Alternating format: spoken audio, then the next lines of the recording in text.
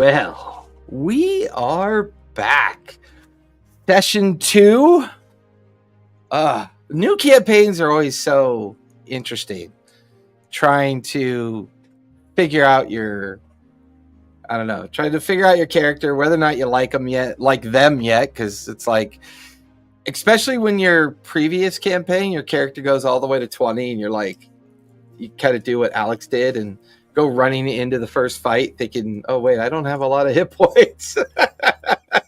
I mean, even though we're already level 2, but it felt like the last session was definitely deserving of an additional level, so that was pretty cool. And I got your backstory, Mordain, so you're all good. And where did Ivar go? We're gonna do a recap. I hope he's there. Hopefully he's eating or he's wandered off yet again.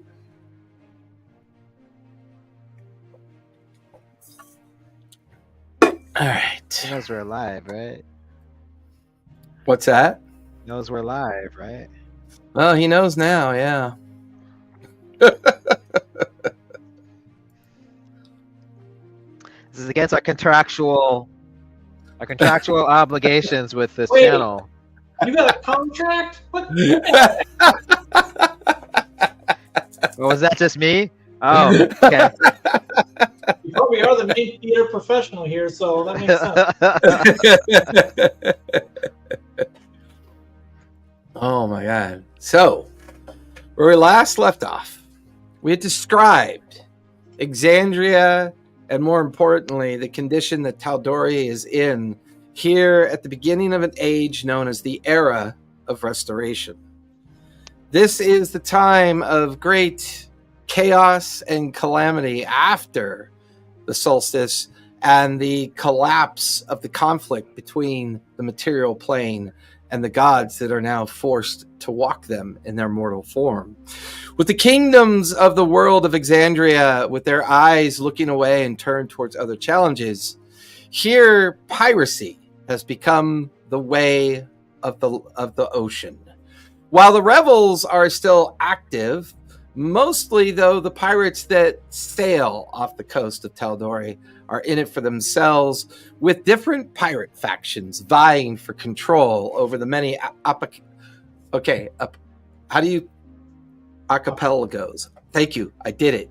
Over the different archipelagos, the atoll islands and other small and medium-sized islands that kind of flank the western, southern, and eastern waters off of Tal'Dorei.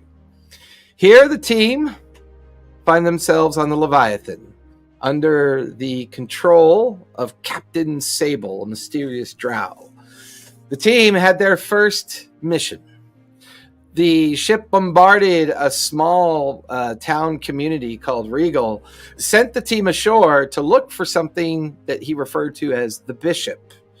Once they encountered the commoners of the town and put down any resistance, the team headed inside to one of the temples that was in the town and discovered that there was a painting inside the temple named the Bishop.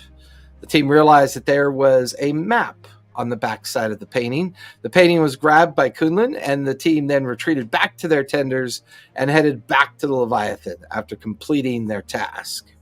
Once on board the Leviathan, it was Kunlun who began to kind of meditate on the idea of who the Bishop is.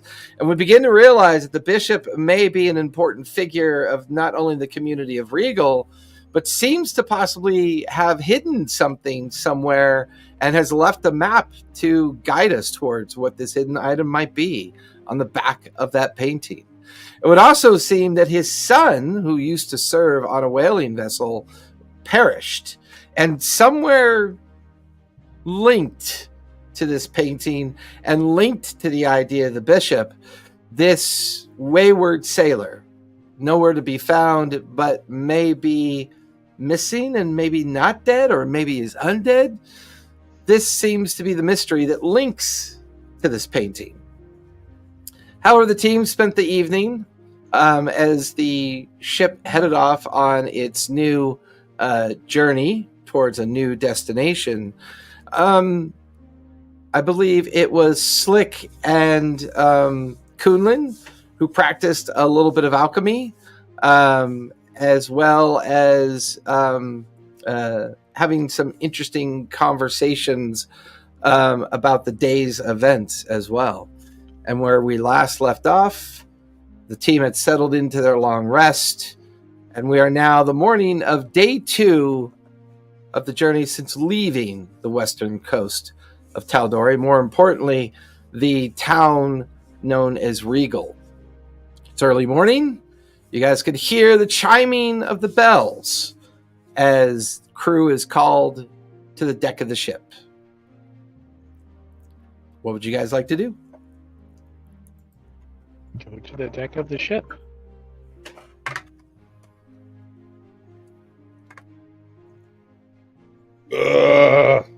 Dylan is waking up a little bit hungover.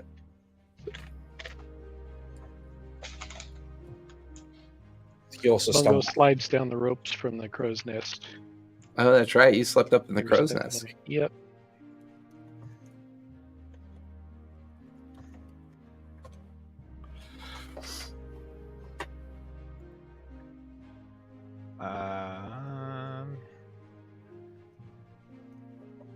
What the hell happened to Ivar? Where'd he go? You want me to text him?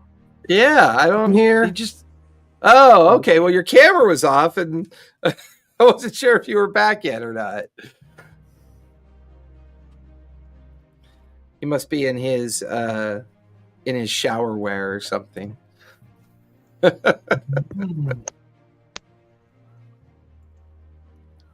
early morning. Bungo, as you slide down from the crow's nest and get onto the main deck of the ship. Currently, there is no land in sight. It would appear that you guys are on a easterly heading. So far, no particular threats. The day is pretty much yours for you guys to do as you please. Slick and Sleek are in their, well, it's not their room. I guess it's the shared workshop area, and he's tinkering with his. Slick is helping him. He's tinkering with his. I can never say this word. Yigwa, Wygla. It's like a boomerang type thing. Oh yeah. I hate that word. I can't pronounce it. I was about to say boomerang for the sake of easiness. So that it has like he's posting on little like homing, a homing device on it, and then he matches the homing device onto his contraption under his wrist so that it will be a returning weapon. It'll always come back to him. And he also, when he sits down with that, Slick helps him put some extra on his pistol, kind of like a little laser pointer on his pistol, so that he now can have a +1 pistol to damage on his pistol, because he'll have better accuracy. Nice. And we'll say that the laser pointer is just like a magically enhanced crystal that you kind of fashion into a brass object that sets onto the pistol, and it like casts out this thin beam of arcane energy to kind of give it that bonus. Sounds good to me. Yeah. Fantastic. This will definitely help me out next time. And Sleek chirps a little bit. Yes, we'll get to that in a minute. I need some more components before I can get my fancy boots.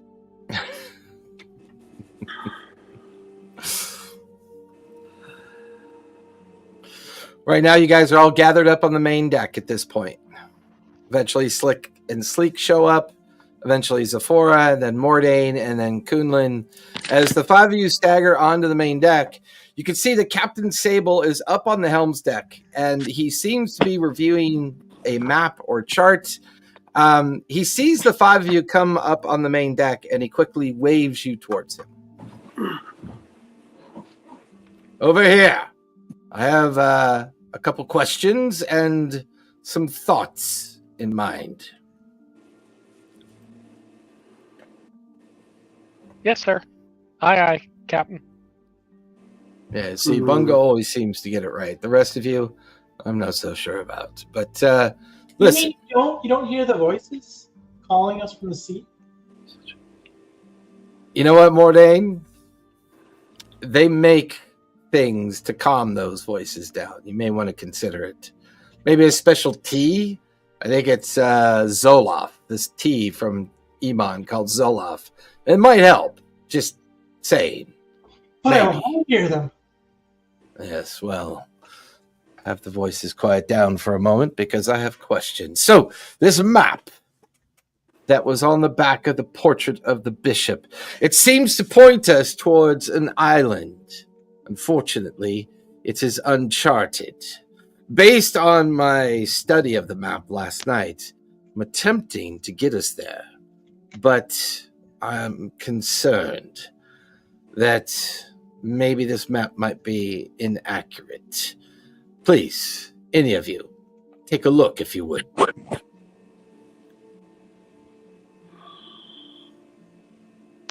Why do you think it is inaccurate?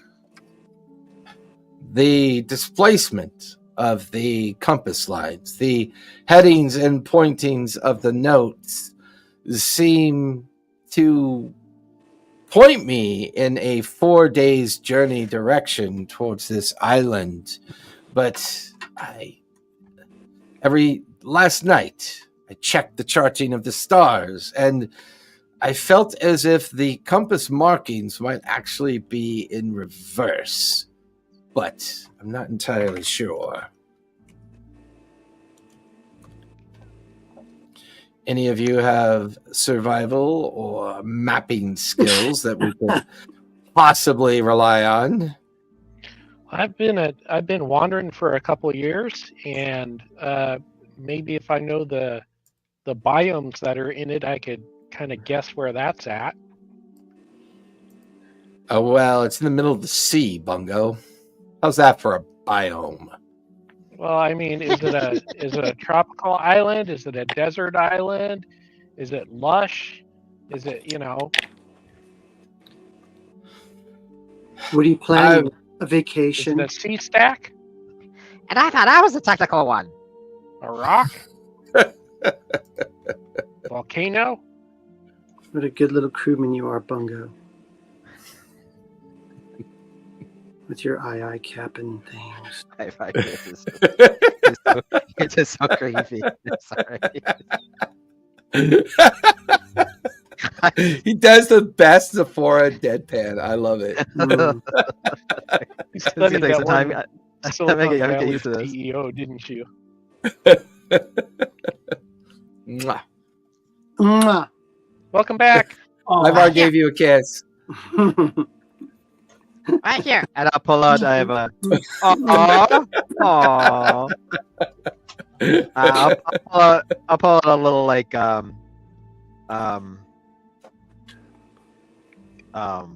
oh my gosh, what is it called? The spy, the eyeglass kind of thing that contracts. Telescope? The Thank telescope. you. Well, isn't there like a handheld one that's called something different? Spyglass. A spyglass. Thank you. Yeah. Okay, a spyglass, and I'll fix a few like thin shards of crystals over it. By the way, I Crystals. dropped the map in Discord for you, so We're really not an experienced pirate crew. We don't even know it. We don't even. Oh, I'm not originally So- a pirate. I just learned to be a pirate. So, and so I'll anybody is over to free. Bungo. Anyone Over to is Bungo. free to give me a survival check to see if you can kind of figure out these compass settings and information on the map and see if maybe Captain Sable might be correct. Captain, in my journeys as a monk, I have had experience of seeing some hidden ink. Do you want me to check if there is hidden ink on this map? I would be grateful for any assistance that any of you could give me. May I see the map for just a second? Yeah, he turns it around on the table and kind of pushes it over to her. Kunlun bends over and starts licking the map. oh, the taste, the hearing. You must listen to the map. Scratch and sniff. Scratch and sniff. he licks the map. As he's looking it, No, is he? his ear to it to listen. Oh my god, it's hysterical. I mean, what is Kunlun trying to identify by licking the map? What would like? Is there any I don't spot? know if that's how that works. But okay. Is there any spots on the map that like have maybe hidden ink or hidden charts or something like that? I mean, that feels like either an insight or Arcana check. You choose. Roll for lick. Let's do insight. Roll for lick. Tastes like ink. That was that. What'd you get on your roll? 5. 5. Yeah, tastes like ink, canvas, and paint, and like painting's been sitting up on a wall for like years. No real identifier of like any kind of magical inks or paints. Can I take a couple crystals, different shades of different colors of like just like crystals to like put over the map to see if there's like hidden if there's like Ooh, I like that. Okay, Nick Cage. or something. You go for it, Nick Cage. Let's see how that works. You know how you always see those shows where like the doctors or whatever have like different color different colored glasses or whatever, they can see different spectrums. So he's gonna try and do that and see if there's any like special writing or something like that. Oh, I love it. So as you hover, like you take out the different colored crystals, you kind of hover over the map and you're kind of looking through it. Technically, I think this would be an Arcana check for you. Okay. Because you're using kind of a combination of like low magic and like these crystals to kind of see if you can figure out what's going on. 19 plus 5, 24. 24. It's the blue crystal. As you pass the blue crystal over the compass coordinates, you begin to realize there are a separate series of numbers and directions underneath the notes that were written on the map. You immediately point this out to the captain and he kind of gets this look on his face of frustration. Damn it.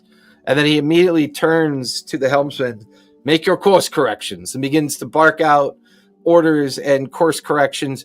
You guys feel the ship heave over and is no longer going due east as it is now going southwest. You can feel the winds shift and the ship kind of lurch forward as he kind of reaches into his pocket and goes, well done, Slick, and then flips you a platinum piece as you grab a platinum piece from the captain. He bites it. Oh, thank you, Captain. Thank you. This will buy me my fancy boots. Lucky. I'll buy you dinner. Don't worry. All right. Meals are included in your crew service, but He doesn't do that. He doesn't have to do that. And I'm the cook, so. Oh. Wow. That's what everyone had, Terry. Awkward. And he's Or- just very awkward. What was that, Slick? Oh, a Sleek? Oh, yeah. And he's just kind of like... take off. As you guys disperse across the deck of the ship to kind of do and fill in, you guys are more of a morning, afternoon, or crew shift, like doing the basics, handling the rigging, cleaning equipment, and keeping an eye out. Everybody give me perception check, because you are required from time to time to keep an eye out on the horizon. Natural 20. Nice. For a total of Nice. 7. 23. What'd you get, Mordain? 7. 7. The water. I am staring at the water. You keep watching the same dolphin come up and over. What'd you get, Kunlun? Stat block for 9. dolphins, by the way. 9. Kunlun is meditating on the nature of the waves. Yeah, like both Mordain and Kunlun are staring at the water and just kind of rocking with the ship. What'd you get, Slick? 11. 11. And Zephora, what'd you get? Sephora doesn't care, so she got a 7. All right, let's get these shitty rolls out of the way.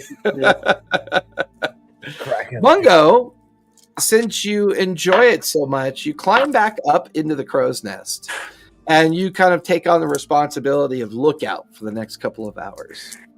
Before long, on the southern horizon, you can see a sail and a ship. It's Ship-o! maybe, as you bellow that out to everybody, you watch as the captain quickly goes up to the helm deck, pulls out his spyglass, extends it, and then looks in that direction. To quarters, beat to quarters now. And you hear a blast of a horn and drums. You could hear the cannon whales get flipped up. You could see the cruise deck coming up and into the cannon's deck as they kind of prepare the cannons just in case. As the ship begins to get closer and closer, eventually the captain, there does not seem to be anybody on that ship. Interesting. You watch as the helms pulls the ship over and banks at an angle. You guys are now maybe 200 feet away from the ship. Their gunwales are closed, so their cannons aren't even ready. The sail looks to be a bit tattered and worn, but from this distance, no sign of anybody on the main deck of the ship. Kunlun tries to smell the air and identify if it smells like disease. Medicine check. Smelling, tasting. He uses all his senses. What'd you get? 21. 21. There is a bit of a sickly dead smell, like a rot. There definitely is a rot smell. Captain, I would not come close to the ship because it smells a little bit like a disease. Like They have- disease. It But smells they have like- no I they was have no spec- flag marker denoting such a thing. We would see corpses on the ship, don't you think, if that was the case? Let's go investigate. Don't know. It smells like Zephora, get your crew together. Take the tender over. See if there's anything worth value on that ship. My crew. Yes, Mordain, Bungo, Slick, and Kunlin. No. Okay. Well, if you want to I was going to give you a new crew. just some of the disposable ones, maybe. I'm sorry, I'm out of red shirts. Mhm. I do have a familiar now, by the way. Ooh, nice. I posted a picture in the Discord, and it's Faye, and I would send it over to scout the ship. The question is, did you then put it in the right Discord? Never No, mind then. not ours. Yes, Not it's right in- below the map. Bungo, you really have to speak up if you're going to do something so you don't waste my time. Now I'm standing in a boat. I have to get out of it. Sorry, I didn't hear you down there. So as you guys gather up your equipment, heading over to where the tender is being lowered to the deck so that all 5 of you can get on board the tender, and then you feel the tender lower into the water. And Kunlin, as you grab the oars, you begin to brace the tender and taking it over in the direction of the abandoned ship. Kunlin, give me a strength check, if you would, please. Or you can give me acrobatics or athletics.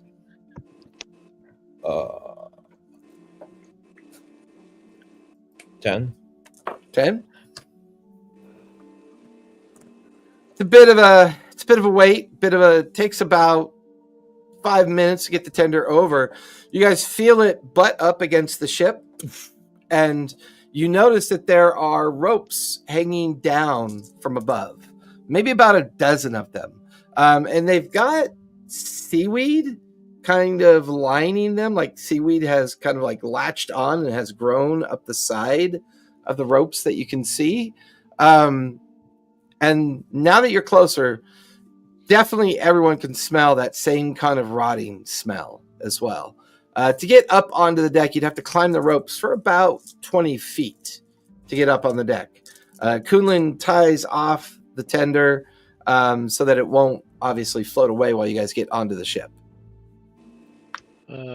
14 for a nature check on that seaweed. That seems Yeah. odd that seaweed would grow up. Yeah, it is. That's when you realize it's growing down, like it's draping down the rope. So there might be something on the main deck of the ship that's causing seaweed to grow, which is definitely strange. Are there any Any- barnacles on the ship? Like, is there any signs how long the ship has been out in the sea? At the waterline, you can see a lot of barnacles. Give me survival, Kunlun, as you try to see if it allows you to know how long the ship's been out. 15.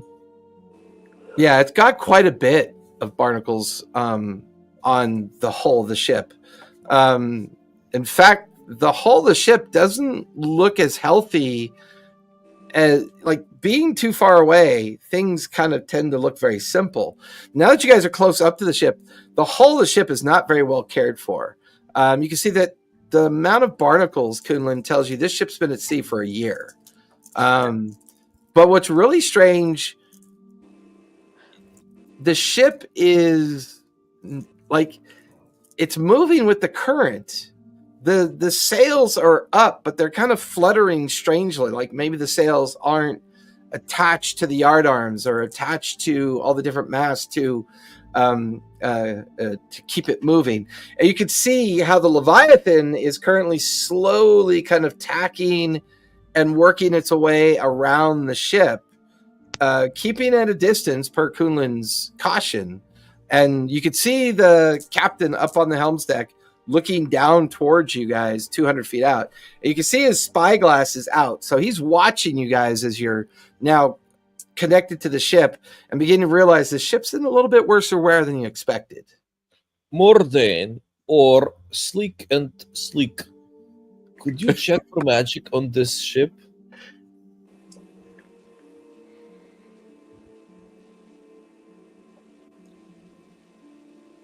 I'll climb up one of the ropes. Zephora, give me acrobatics or athletics to climb up the rope, if you would. Let's see. I'll climb down the rope and I'll see what the water has. My aerobics. Cool. 15. 15? Okay.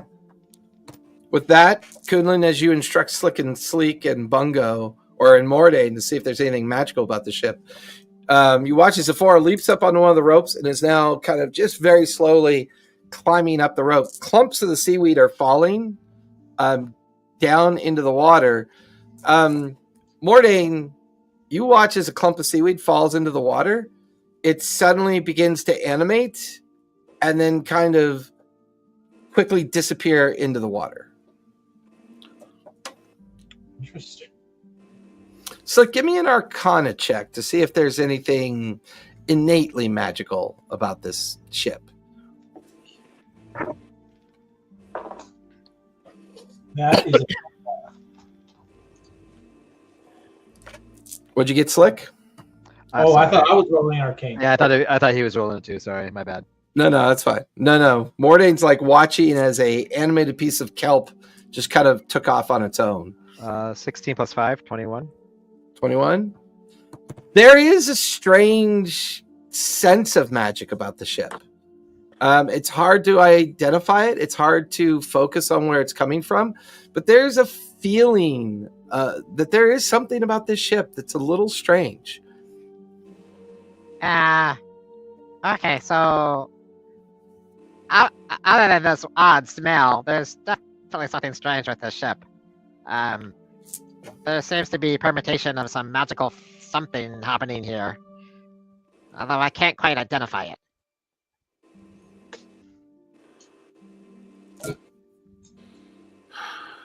Yeah, I don't know why seaweed would be growing down. That, It doesn't make sense. it's definitely odd for nature to work that way, but probably has something to do with this magical, whatever it is. My instruments don't seem to be working very well. I don't know. I need to get a touch up on them. Zephora, you lift a leg up over the railing and you're now on the main deck.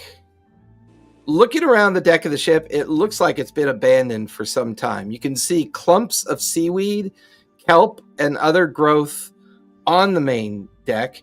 You can see that it's partially growing up the main mast, growing over the railings and down the side of the ship, down into the hull. The helm's deck is abandoned. You can see the helm's wheel is up there.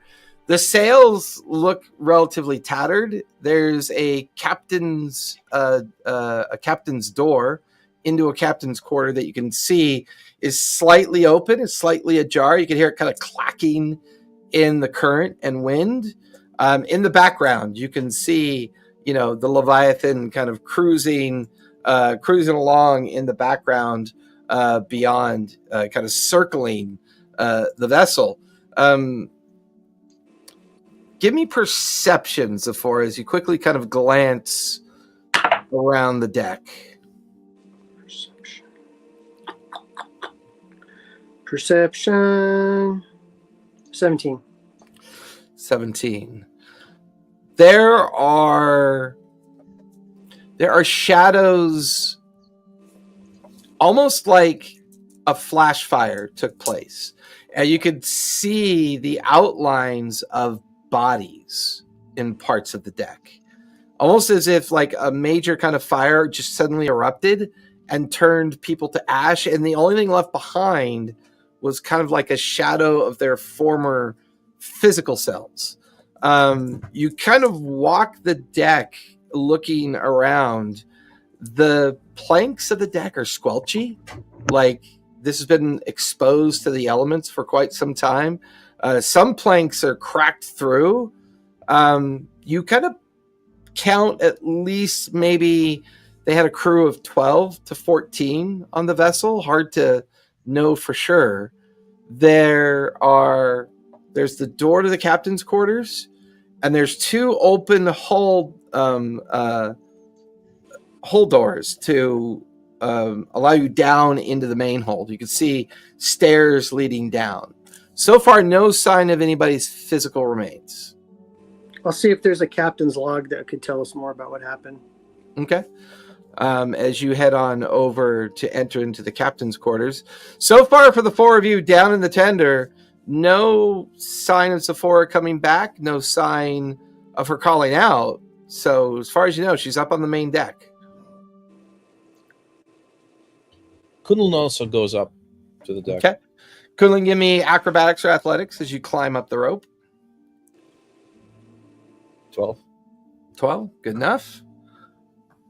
You guys watch as Kunlun is now heading up towards the main deck. Anybody else heading onto the ship? Is the boat secured to the tender? Yeah, there are multiple wrought iron kind of eye hooks that you can lash the tender to the side of the ship. Okay. If it's secured, then I'll climb up as well. Okay, give me acrobatics or athletics as you begin to climb up. 9. 9. For Slick and Mordain, you notice that Bungo slips about halfway up, loses his grip, falls off the rope, and there's like a thud sound as he hits the tender, bounces off the tender, and then sploosh into the water. Bungo, take 3 points of falling damage, if you would, please. Oh, overboard! Can I Ow! Slick is gonna quickly grab. Slick is gonna quickly run up to my arm and kind of like transform himself into kind of like this grappling hook, so I can like reach it out to Bungo to pull him back up into the thunder. As you reach out to Bungo to pull him back up, Mordain, what are you doing while Slick is recovering Bungo? I'll be investigating to kind of see, like, we've been seeing, like, we saw that there were, what was going on, and just kind of see, like, investigating what else is here. With the whole of the ship? Yes. Okay, give me an investigation check.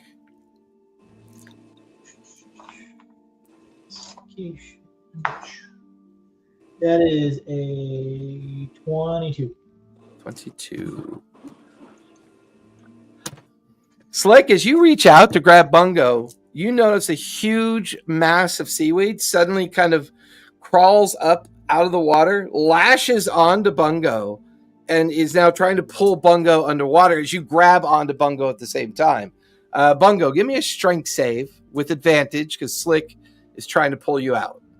Mordain, you notice that the seaweed barnacles and everything that are on the bottom of this ship are animated or alive. You're not sure which, but they are 15. tendrils of seaweed that just seem to be very active and animated. What'd you get, Bungo? 15. 15. DC was a 14. Slick, you just barely managed to pull Bungo out of the grip of the seaweed. The seaweed kind of flays apart and then pulls itself back into the water and back into the shadow of the ship. Oh my gosh. You That okay? was weird. Yeah. Does anyone else notice what's going on, with them? Well, Bungo and Slick definitely noticed something because the seaweed tried to eat him.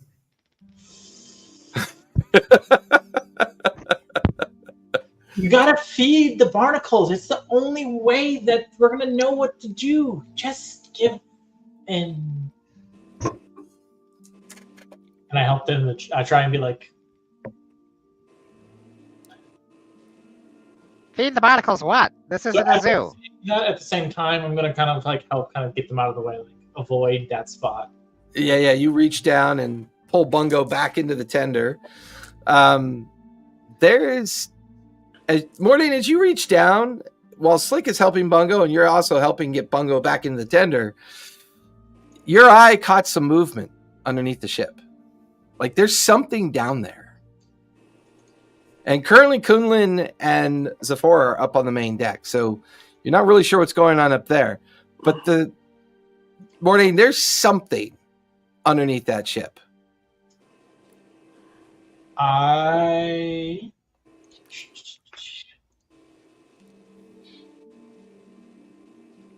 Someone looks over and says, do a detect magic. I'm going to do detect magic. Yes. Kuno looks over and says, "What are you guys waiting for? Why did you cut it up?" I fell in the water, and the seaweed tried to eat me. Well, try to eat it back. It's too much. Okay. Do you need a hand to get up? Yeah, or I could go under. I think I do have the See if beach there's a one hole with in the me. bottom or something. And Zephora starts handing out red shirts. Thanks, Captain. So, Kunlin, since you're up on the main deck, you look over towards the captain's quarters. You can see Zephora has opened up the door and gone into the captain's quarter. Bungo wraps his hand around the rope, and then you pull up the rope and pull Bungo onto the main deck, leaving Slick and Mordain down in the tender at this point. Zephora, as you enter into the captain's quarters, it is almost as if it was left at a moment of time. The captain's bed is unmade. There's an unfinished meal covered with mold and everything that can grow off the rotting leftovers of a plate of food. There's spilt glasses, broken wine bottles. There's at least 3 kind of like steamer chests placed throughout the room that are closed. There's drapery and all manner of just kind of strange cloths hanging about the place. But it has very musty and dank kind of like old smell to it while you're inside. There's some bookshelves, a desk that you can see with some writing material on it. You can actually see a cutlass and a brace of small pistols hanging off a hook. The cabinet holding all of the captain's clothing has opened and spilled onto the floor. And the interior of the captain's quarters is very kind of like damp. The floor is moldy and squishy as well. Do I see like a captain's log or anything? Give me investigation as you start looking around for a captain's journal or captain's logbook. Ooh. While Dirty Zafar 20. is, Go ahead, Kunlun. Kunlun just sits down and kind of like tunes out all the sounds like of the sea, of people, going around, whatever, and just tries to see like if he can focus on anything unusual, on any unusual sound that could be like somewhere in the background that normally you wouldn't hear because it's overwhelmed by all the things. But he's using his monk training to kind of like subtract all the usual sounds to see if anything unusual remains. Yeah, give me.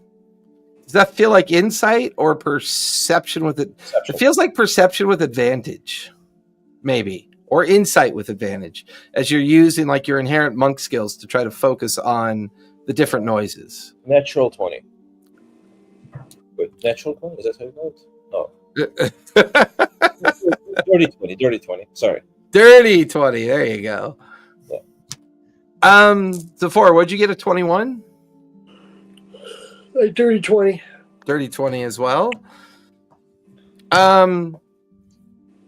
There is a couple things that you see on the desk. You do find the captain's log. It's currently open to a page that has a date on it, and that final page with a date has a half completed sentence, as if that captain was like in the process of doing a journal entry for that day. Like the sentence is very mundane. Like it comes up beginning with the role of the crew, and then that's all it says with that first sentence, because it just looks like it just stops. It's exactly a year ago. The journal kind of indicates that maybe something happened a year ago based on the date of the page. The name of the ship is the Maiden's Breath, and the captain's journal indicates that the current captain of the Maiden's Breath is Captain Morpheus. There appears to be log entries for about a dozen crew, from what you can tell: a first mate, a cook, a ship's doctor, or a ship's cleric. It does not seem to be a pirate vessel. It is a transport vessel, from what you can tell from the log entries. Down in the main hold should be just tons of kind of general goods and supplies. It appears that the ship was meant to sail to Amman, the capital city of Tal'Dorei. But as far as you can tell, it doesn't look like it made it. And something definitely strange happened to the crew. I'll check the chests. Okay. Traps and then open them. As you head over to check out the chests, Bungo and Kunlun, you guys are now on the main deck as well. What would you like to do? Bungo is checking out this weird seaweed, seeing if there's an origin of it and why it's behaving the way it does. Yeah, give me nature or survival on that one, Bungo. Did Kunlun hear anything unusual? I'm also looking for any 15 for any 15 weaknesses it might have other than fire, which I think is probably obvious. Well, it may not be weak to fire because it's very damp. It, like, you reach down and as you clump onto it, a lot of water squeezes out of the seaweed and kelp, which tells you it's fresh and alive. The tendrils of the seaweed all seem to lead towards one of the front holds of the ship that would then lead down into the decks of the ship. Kunlun, all the noises filter out. The sound of the wind, the waves, the sound of the sails, everything begins to gradually filter out, and you can hear a very slow but steady thump, like almost like a heartbeat. You hear a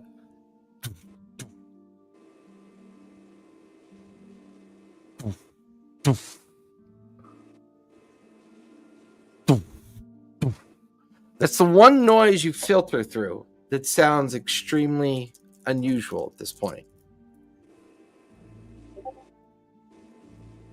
I hear a heartbeat. Is it one of you guys? Can you stop beating your hearts for 1 second, please? Never mind. Let's do that. Bungo dice. Okay, just takes out a knife, just Go like dice. Can you hold your breath for 10 minutes, would you please? Slick, you and Mordain are still down on the tender. What are you two doing? I was casting detect magic.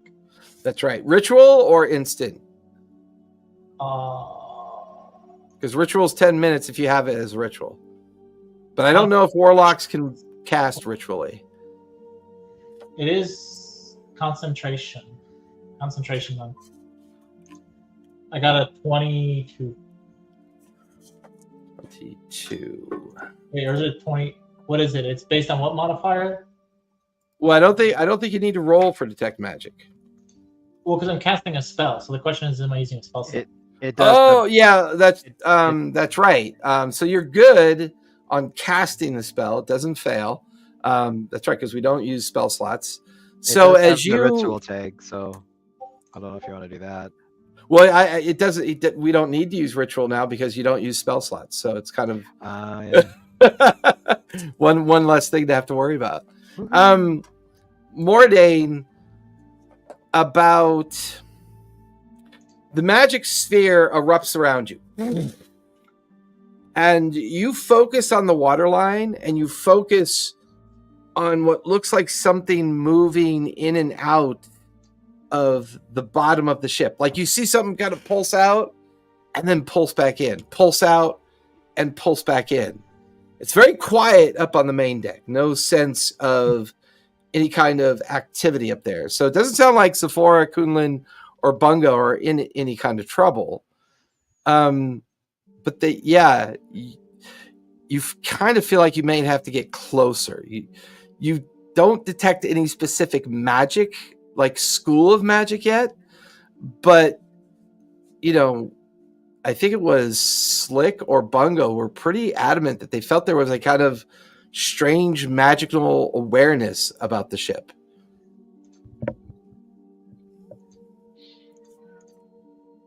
Okay, I'll trust them on that and investigate. Are you going in the water? Yes.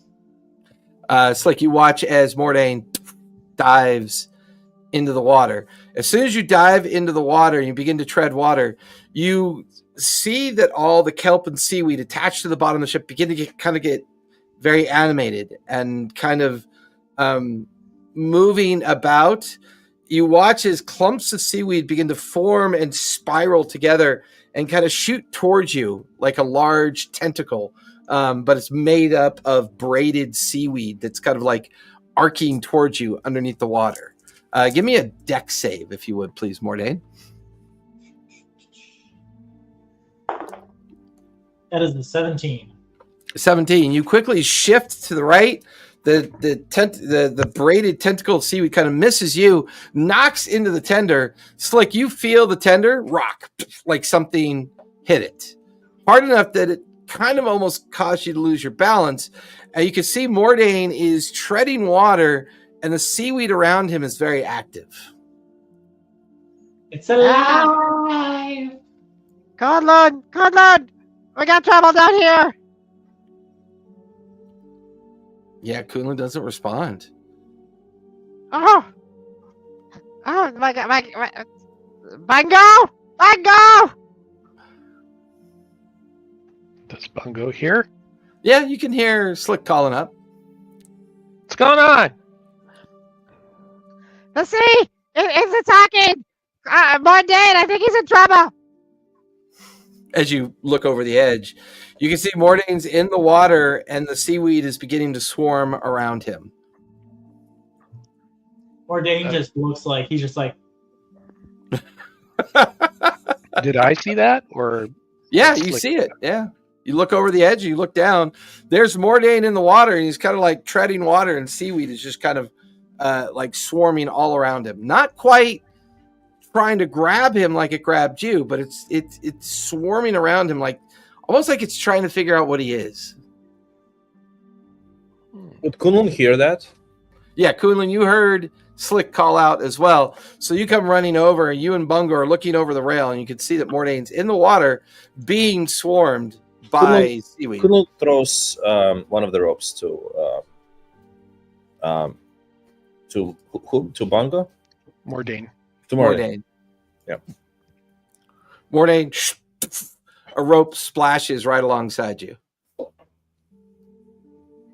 Why'd you throw a rope? Catch the rope and go up the ship. But the problem is here. It's at that moment, a tendril of seaweed wraps around Mordane, pulls him right underwater. Oh, that foolish man. Bungo jumps and shapeshifts dolphin. As you jump in and you quickly turn into the form of a dolphin, hitting the water. As you get underwater, Bungo, you can see Mordane has seaweed wrapped around his legs. He's being pulled towards the underneath center of the ship, towards something attached to the bottom of the ship. It's almost like a mass of exposed, like just strange kind of like tumor-like mass, where it just looks like a gelatinous kind of liquid with seaweed connected to it, and Mordane is being pulled towards its center mass. Mordane, Mordane, can you breathe underwater? Not yet. Okay. What is your con bonus? What's your My con con modifier? is 2. What is it? 2. +2. So you have 2 minutes until you start drowning. Okay. Bungo, you have more time. You're a dolphin. You can hold your breath longer. Yep. 20 minutes, and I have blind sight 60 feet. So I don't know if that helps with my little echoey things.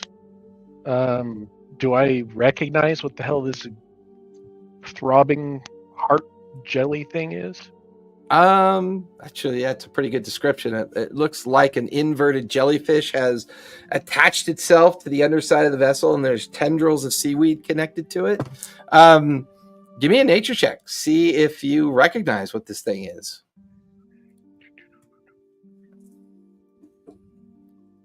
17. 17. It's just how happy I am to see you.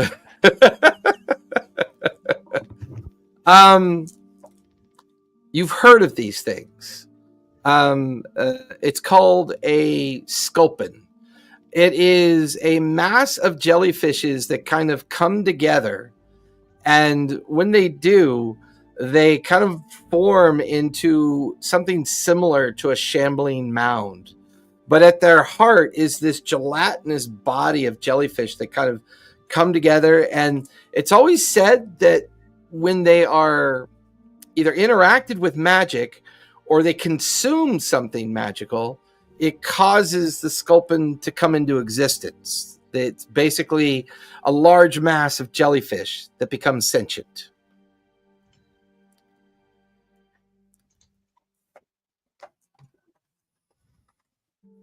Unfortunately, you're a dolphin, and Mordane's underwater.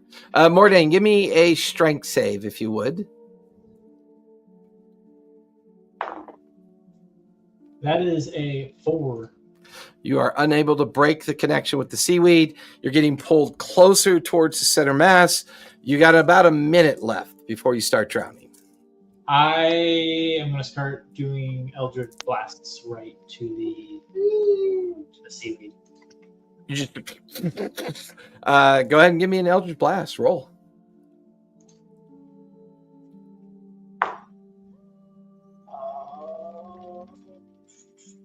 That is an 8 plus 5 for 13. 13. You watch as at the last minute the tendril kind of pulls you offset, and your Eldritch Blast kind of deflects off some of the seaweed. It doesn't strike the mass. Bungo, you just watched as Mordane took a shot at the center mass underneath the ship. I am going to, let me know if you'll allow this. I want to try speak to animals with my Ghostwise telepathy. And it's a ritual, and it's a ritual, and I'm a dolphin. So that's a lot of. Well, I mean, we ifs.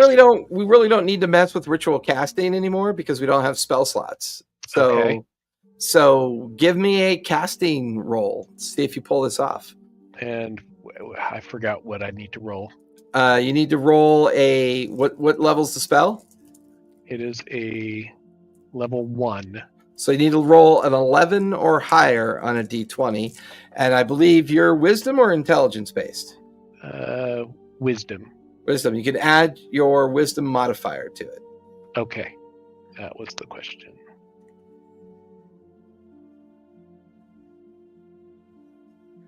No, actually, I forgot. Spellcasting modifier. What's your spellcasting modifier? It's also +3. Okay, which is the Spell same thing. attack is +5, but modifier is +3. So Yeah, 16 +3 is 19. 19. All right, the spell goes off with no problem. You now hear in your mind a sense of hundreds of toddler-like voices in your head, and they're all saying the same word: mine, mine, mine, mine, mine. Okay. And Mordane is No. being pulled closer towards the center mass. No, not yours. No, not yours. Mine, mine, and like picks Bad, up. bad. Poison, poison. Give me a deception check as you try to convince the creature it's eating poison. 7. No, persuasion. Sorry, persuasion, not deception. Also a 7. 7. Mine, mine, mine. And Mordane's getting pulled closer and closer. Mordane, go ahead and take another Eldritch Blast as you center in on the mass and blast at it. That's a. Oh, that was better. That's a What'd you get? 14. I got a 14. 14. Unfortunately, the armor class of the creature is 15. So it's just barely going to miss. Once again, as you're getting pulled closer, you're kind of being dragged back and forth, and the shot reflects off of some of the seaweed, rebounds up into the ship as you miss the creature yet again. Bungo, Mordane is within seconds of being pulled in towards the creature, and you watch as Mordane's last bubble of breath kind of evacuates out of his mouth as he is now drowning. Okay. Let go or you hurt. Another persuasion check. Let go or you hurt. That would be a 12. A 12? I mean, this thing's got intelligence -2, so suddenly Mordane is let go. Mordane, you feel your leg no longer wrapped by the seaweed.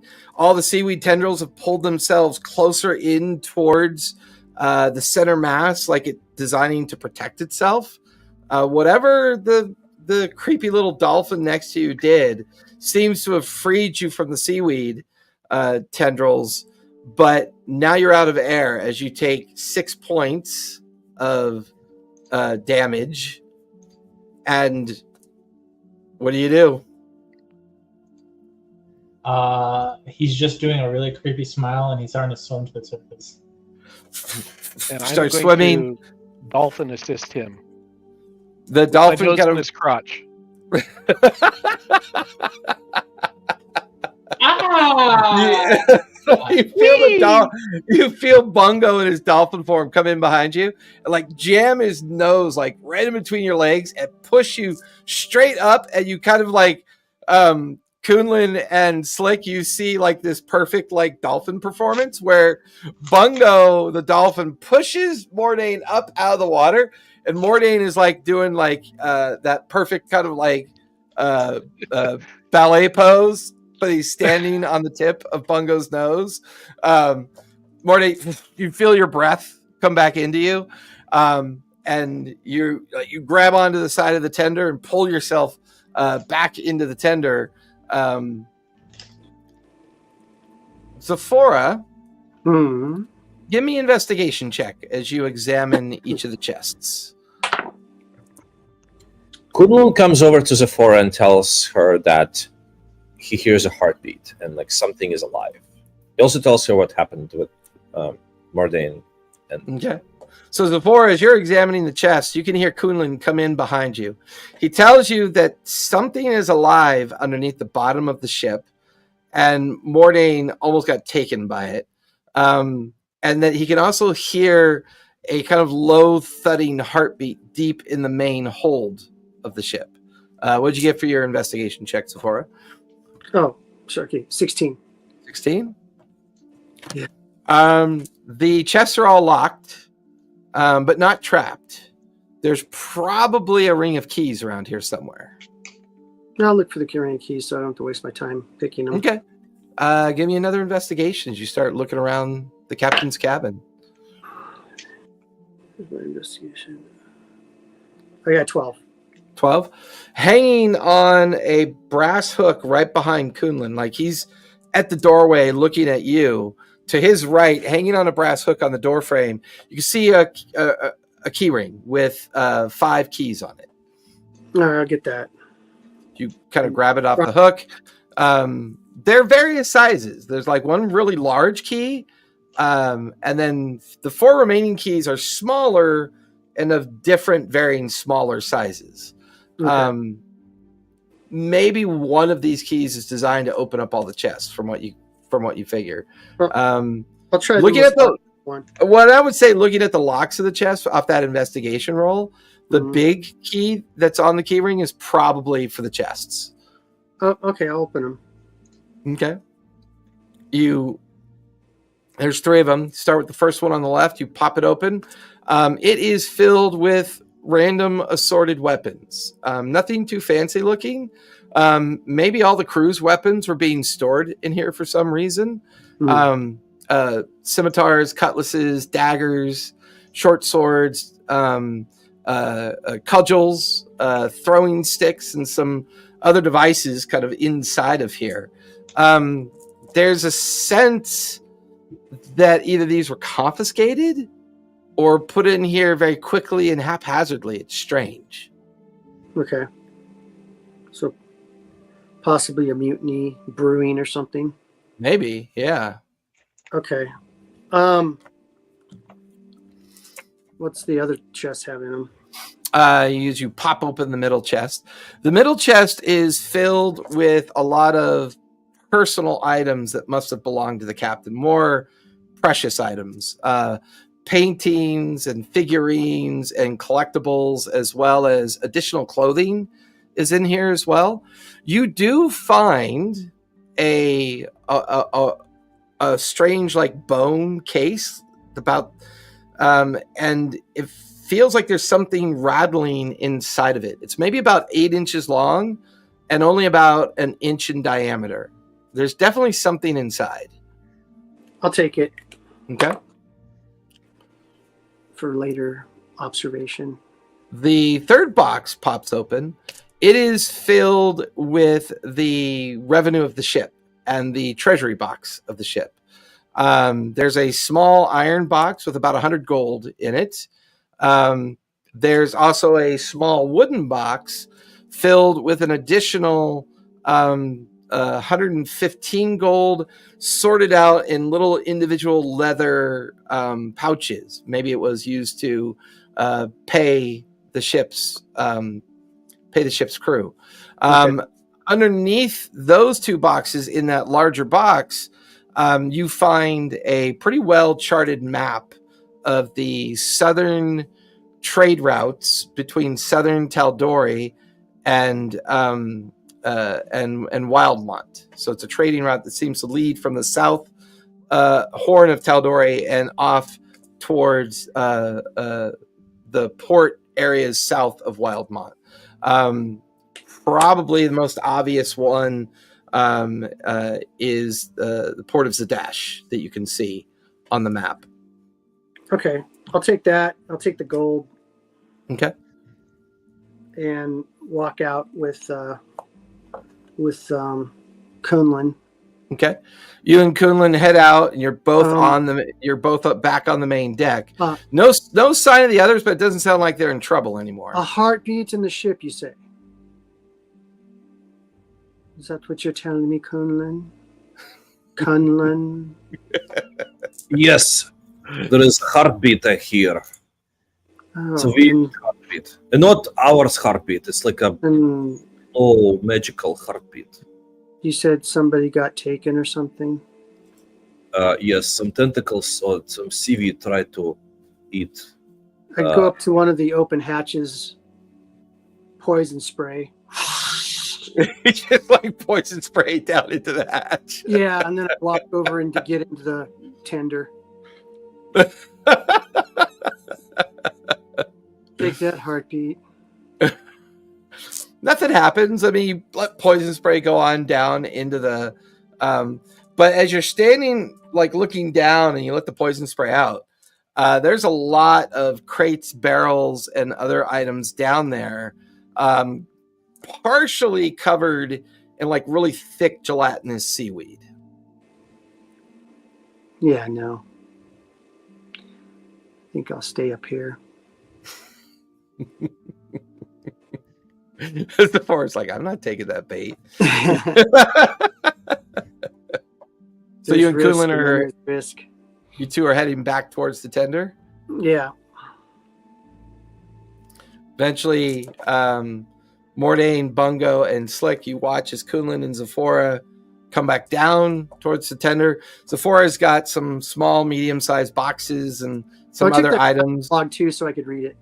Okay, and you took the captain's log as well. Bungo stayed under and wanted to chat more with the sculpin. Okay. While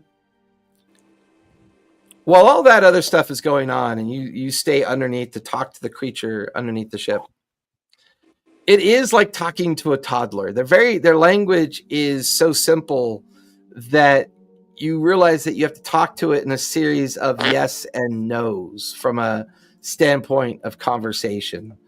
And the best you can figure out is that at some point, enough of these jellyfish had collected underneath the ship.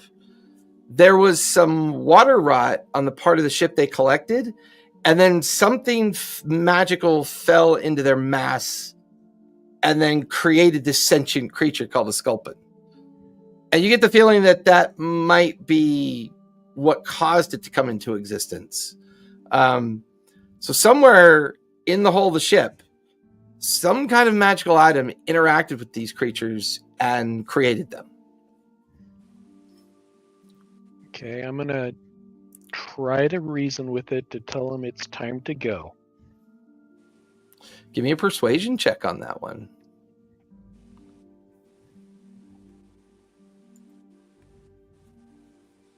Ten. They just keep saying the word mine over and over and over again, not willing to detach itself from the ship. It's precious. It's my only. It's precious. If it stays, it burns. If it stays, it burns? Yep. That feels more like intimidation. You can give me intimidation on that one. 11. 11? Middle of the road today. Yeah, it does not want to detach itself from the ship. Did we just... Oh, I was like, did we just lose someone? My guess is laptop died, because that's his... Whenever Alex uses his phone, that's usually his default for his phone. Yep. It's almost backed up. To plug it in. This will be my last try. Okay. No food left here.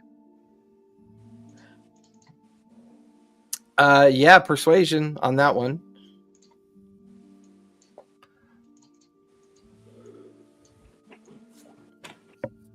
Seven. Yeah, it doesn't want to let go.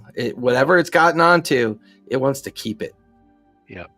Okay. And that's when you notice another kind of like patch of jellyfish kind of float up from below you and invert and kind of like attach to the center mass of the other. Getting smarter. No, it's just getting bigger.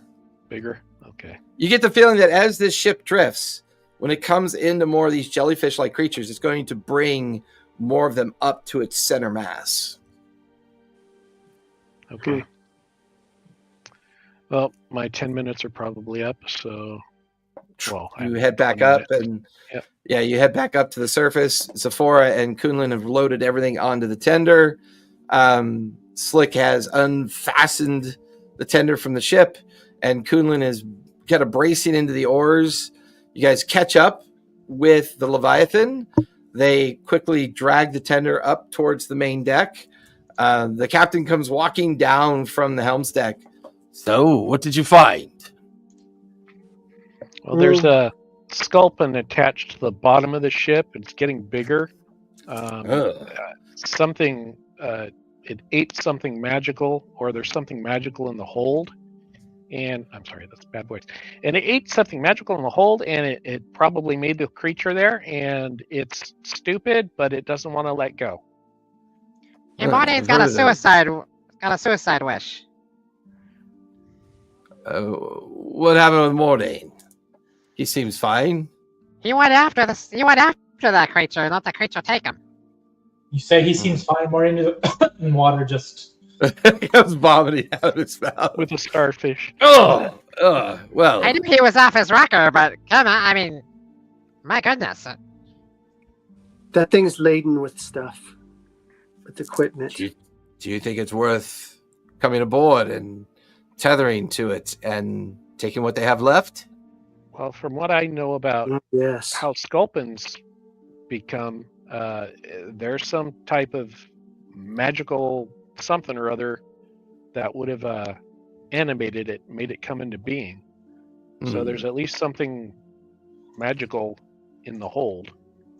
I'll check out that bone case. I'll give the captain the money and the captain's log and the maps I collected.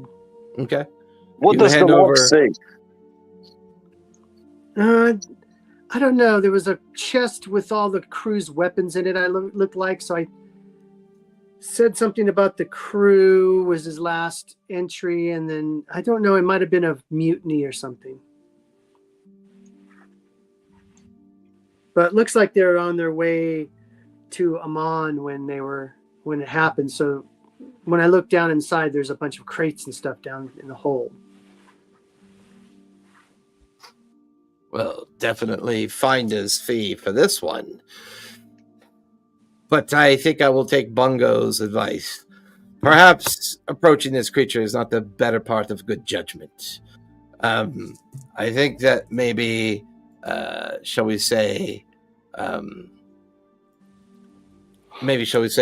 blow it out of the water. Make sure the sculpin cannot fool anybody else into thinking that it's a ship worth discovery. Guns crews. Target the ship. What's in the bone case? The cannon fusillades go off.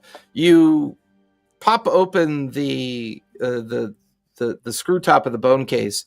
There is a wand inside of the bone case. Oh, here, Mordain. Here's a toy for you. Toy for me? Yes. It even comes with a case. It even comes with a case. Hey, Mordain, you watch as Zephora hands you an elderwood wand. You're not sure what it's charged with, but it's definitely a wand. Probably a fireball from the looks of it. I have identified, so... But that's just me, because there's little powdered crewmen all over the deck.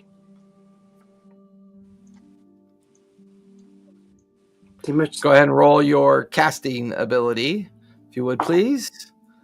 Their chorus of screams must have been delightful. 17. 17 goes off. It is a wand of magic missiles with 3 charges. Ooh. I like that. Well. Bingo! You think that Skrymska thing, magical item thing, whatever, you think that's something we could probably replicate and use as a weapon? The what? Well, whatever it is that you saw down there, that you said it was collected by some item on the ship, right? Oh, the the being, the sculpin, is a massive jellyfish that clumped together, and then something in the hold, probably a strong magical artifact, kind of mutated it into a creature. Yeah. So I don't. It might still be in the hold. I don't know. Do you think we could use it as a weapon? The creature? No, the artifact, the item that I created the don't creature. know. I don't know if it could have been something mundane, like something to keep the vegetables fresh. Oh. Good point. I don't know. Meanwhile, after the fourth volley of cannon fire, you watch as the ship breaks apart and is now slowly sinking. Well, that should put it in its proper place. Helmsman, back on course. You guys feel the ship got to lurch over and kind of circle back around to catch the wind gauge, and is now back in a southwesterly direction, heading towards the island called the Island of Knowledge, which is listed on the map. After discovering the secret kind of compass headings underneath the compass, you guys are now back on your way. It's now midday at this point. Technically, you're not on crew anymore, so the rest of the day is yours. What would you guys like to do?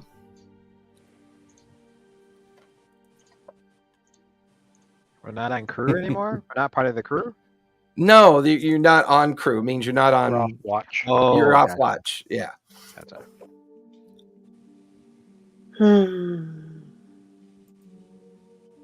I'm gonna see if I can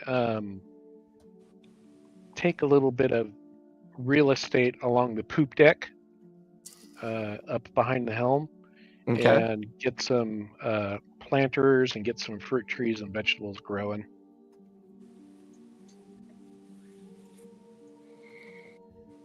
Give me a nature check as you manage that.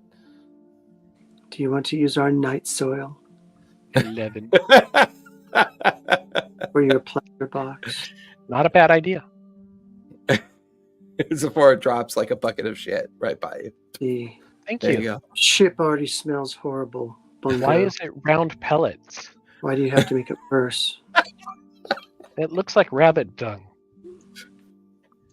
And that's Coonlin's droppings. Eat more cabbage. I need to eat more cabbage. Why is it shaped into little He only cubes? eats whole Little grain. cubes. I can make you also borscht. He only eats hard grains.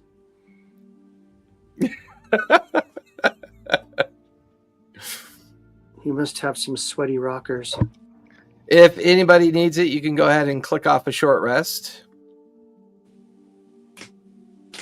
Yes. Short rest. Undrowned now. Undrowned. I take a drowning rest. So Slick and Seeker, seeing what Yeah, happened sick to ship. Mordane, he's gonna try and make a potion of water breathing with his alchemist chemical kits, in case Mordane decides to go Do that and again. Do that again. We'll use your spell modifier for that. So give me, for starters, give me a Arcana check to put together the ingredients. Oh my god, that baby's so cute. 14 plus 5. So 19. So you put together the ingredients for it. You have all the components because of the workstation that's down in the lower hold. Now give me a Arcana check, if you would, please. 8 plus 5. 13. 13. And now just give me a good old-fashioned D20 with your wisdom or int based. I am int. So give me an intelligence check with your modifier. Hate my camera. Well, you get a new one. 13. 13. I put the DC at 11 because water breathing is not too complicated. So you make 1 dose of water breathing. All right. So it's gonna. He goes over Mordane. Hey, Mordane! Yeah. Hey, I made you something in case you want to go diving. And You're we're so getting pulled. What did you make me? I know everybody's giving you gifts today. It must be your birthday. Oh, I didn't know that. Thanks for reminding me. And he hands over this it's like this little vial, and it's like fizzy type liquid in it. Yeah, so next time you're in the water, if you drink that, or if you drink that before you go in the water, I haven't really tested out if you have to do it in the water or outside of the water, but I'll let you figure that all out. And then it'll give you some water breathing, so you won't drown. Perfect. More time in the water. Yeah, sure. Better you than me.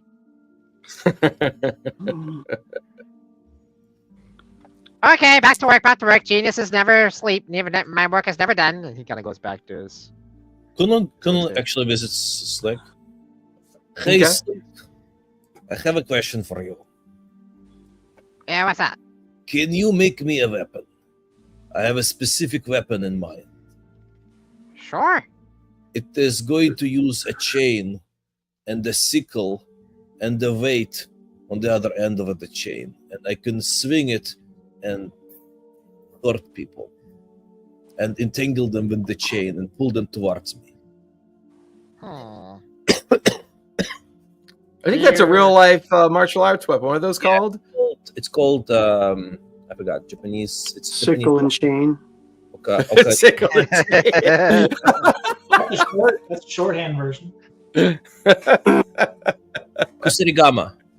Kusigama. Yeah. Now, let's not butcher any more languages tonight. We got one guy that can't say boomerang, and we got You try saying it. boomerang. Yukla. Well, but they don't call it a boomerang in the weapons list. Well, that's stupid. They should just call it a boomerang.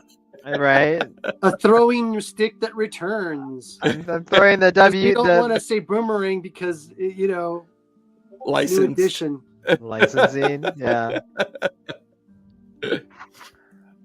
Is it just? I mean, yeah, I can whip that up for you, but that's kind of mundane. You want anything special with it? Like, you want it to like be a stick, and then like it turns into that, or you want it like returning weapon to you, or like Wraps around their neck, and then the ball on the end explodes and blows their head off. Well, And then the body oh, walks it's- around it's for a like minute squirting frisbee, blood. but a veil comes down around it, and when you yank That it, their would head comes be off. something to see. how about when I pull it, and if I pull it successfully, they fall down Mm, under my feet, and then I That's- step their skull into the dust. not as exciting. I mean, you're not really challenging my genius here, but I guess I can totally fashion that for you. Make a throwing guillotine. That would be cool. On a chain, and then you pull it. You guys get the feeling that Sephora, whenever Sephora is in port, she watches a lot of bad theater. You could be master of the flying guillotine, Kunlun.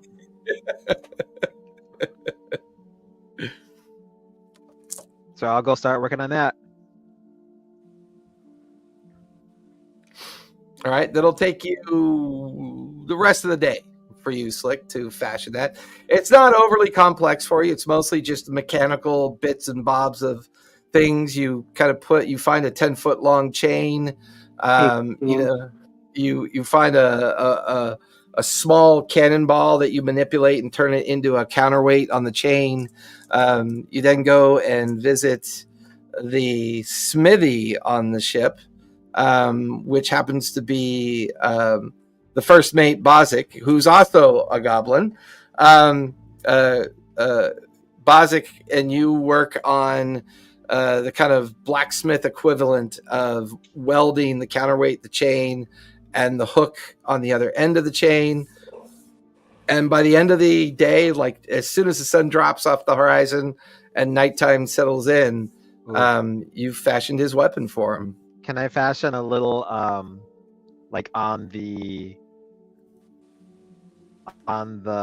blade? There's just a little canister that has an electrical charge, so that it can give lightning damage if it hits too.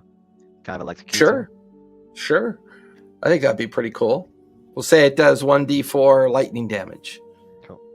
I'll go back to Kunlun and Okay, I kind of modified it a little bit. It's still what you want, but it'll see this little charge thing here. It's a conducer, and this conducer will be able to have an electrical charge, and it'll go through with the conductor of the metal, and then into your target, and it'll give us a little shock. A conducer? You mean it zaps them? Yes, it zaps them.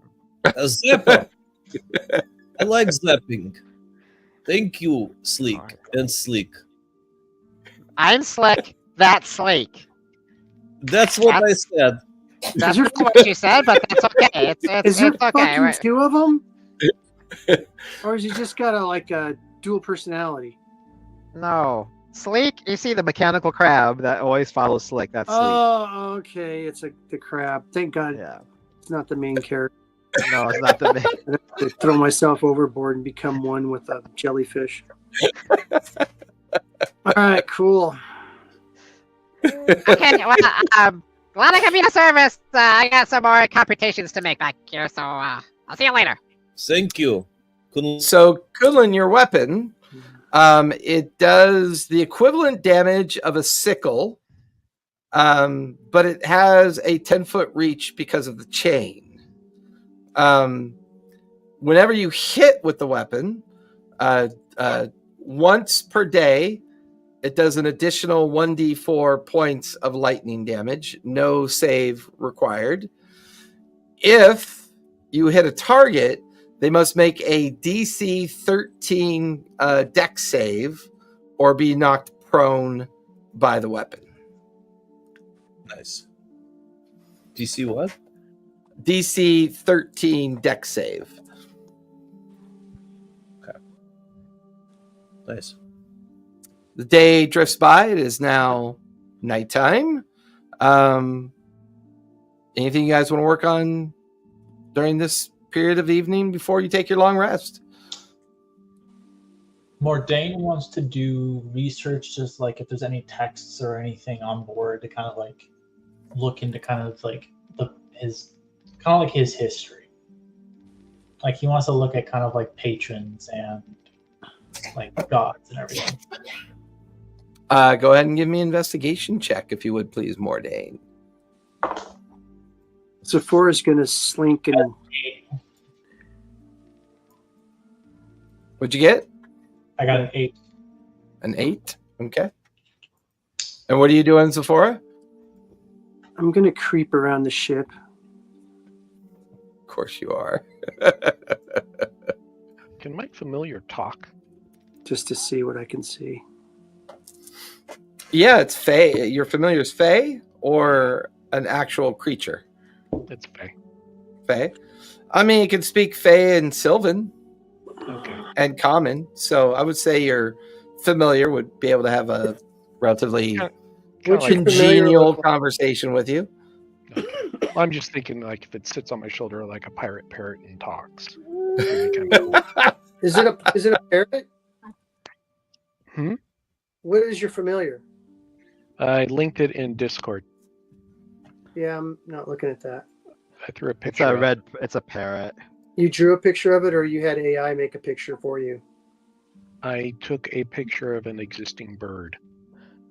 Very cool. Called Cool. Golden Okay. Pheasant. Basically got a red body, yellow head, kind of bluish white wings, and a very kind of It's a bird. long. Okay, I just wanted to make sure it wasn't some freaky ass. But thing. it's Faean bird, so it's considered a creature of the Fae. Okay. Yeah, cook dinner for everyone.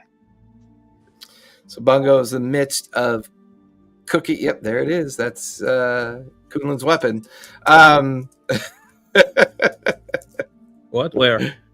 It's in Discord. Xander just posted a pretty cool GIF. I think it's Castlevania, isn't it? Yeah. It's Castlevania. Yeah.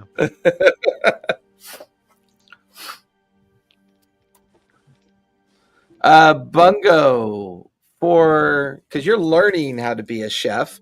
What stat block are we using for that? Wisdom? I was using wisdom and con. That's right. So wisdom for assembling the meal. So go ahead and give me a wisdom check.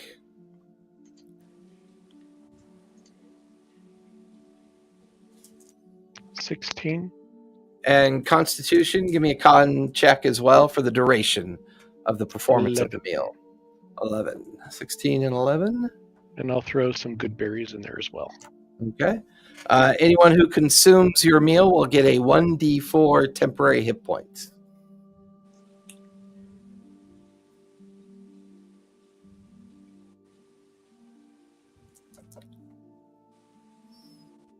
Zephora and Mordain. Mordain, this ship, oddly enough, in the very bottom hold at the back of the ship, at the lowest point of the hold, where a lot of extra equipment and supplies are kept for either repairs or maybe they're just things that have gravitated onto the Leviathan and as crew have rotated or gone missing or crew have perished during the lifetime of the captain. As far as you know, Captain Sable's been crewing the Leviathan for maybe 5 years. You and the others boarded it less than a year ago. And for the last 6 months, you, Zephora, Kunlin, and Slick, and Bungo have been you've been your own kind of crew within a crew, doing kind of the odd tasks and performing the necessary features on the ship. You are rummaging around some old steamer chests, and you come across a book called The Briny Deep. Its author goes by the name of Charzan, and it seems to be a kind of study of the mythos of the deep waters of Exandria and the deep waters of the Lucidian Sea. And it seems to describe a lot of superstition and myth around various creatures and the idea of creatures that people who work on the sea or live along the coast believe could be possibly rooted in a little bit of truth. And over time, that myth has kind of taken over. The book was written before during the time of Divergence, so before the period of Restoration. Crazy Eights. That made me, the flying guillotine one reminded me of the Crazy Eights. I love that one. This book seems to talk mostly about superstitions. However, there is one particular chapter of the book that almost gives you the feel that the author of the book may have actually come across something that was a little bit more realistic, a little bit more tethered to the material plane. And it is a creature called the Shadow Spire. And this Shadow Spire creature is said to live in the deepest parts of the ocean and calls these deep parts of the ocean its kind of ancestral home. And it's believed whenever ships or sailors or anybody passes near this entity, this creature, they hear a siren song. And if you hear this song too many times and too often, it's been known to drive people mad. So mad with curiosity that there are captions in the chapter about somebody suffering from this madness, taking an iron spike and jamming it into their ear in a vain attempt to make the voices go away. Melting candle wax in their ear or lopping off their ears, thinking that somehow that's going to magically cause it to go away. And this entity induces madness. It induces pain for the pleasure of its power. And out of all the chapters in the book, the Shadow Spire seems to garner the most interest to you. Zephora, what'd you get on your investigation roll? Oh. It was either a 17 or a 21. I have it. Oh, you have it? Yeah, I think you rolled a 21 actually. Yeah. Okay. You had already rolled a 21 because I had taken that note. Okay. Sorry. Any particular part of the ship you're focusing on, Zephora? Really, I'm just like trying to find out more about the crew. So like the captain, navigator, the important people, you know, just snooping and trying to find out what makes them tick so I can use it against them when the time comes to take over the ship. I mean, just to get them to know them better as friends. There is a feeling of like you use the ship as a background for you just to kind of lean into the background and kind of keep an eye on things that are going on. You spend your entire evening following the different crew members. There's Tovax and Tovik, twin dwarves who are currently deckhands of the ship. Right. There's the ship mage, who goes by the name of Rev Morland Dross. There's also the bosun and healer, who goes by the nickname of Patch, but his first name is Morn. And he's pretty interesting because he's a furbog, and he very much leans into his responsibilities as bosun and healer, constantly making sure that different members of the crew are okay. You see Patch come up from below carrying plates of food and is like, handing it out to Slick, handing it out to Kunlin, eventually finding Mordain and giving it to Mordain, handing it up to Bungo. Bungo's actually up in the crow's nest. So, Morn climbs and here you go, Bungo. Hope you enjoy it. And kind of sets the plate of food down in front of you. He also takes some food over to Bozic, who's currently helming the ship. The captain is inside his captain's quarters, and Bozic is a very interesting goblin who is kind of like a master of knives. He is always wearing braces of knives. That seems to be his go-to weapon that he enjoys. He can throw them. From time to time, he's entertaining the other members of the crew, kind of like juggling these knives and kind of performing for copper and silver in the midst of doing it. There's a half-elf who goes by the name of Kayla Stormrowan.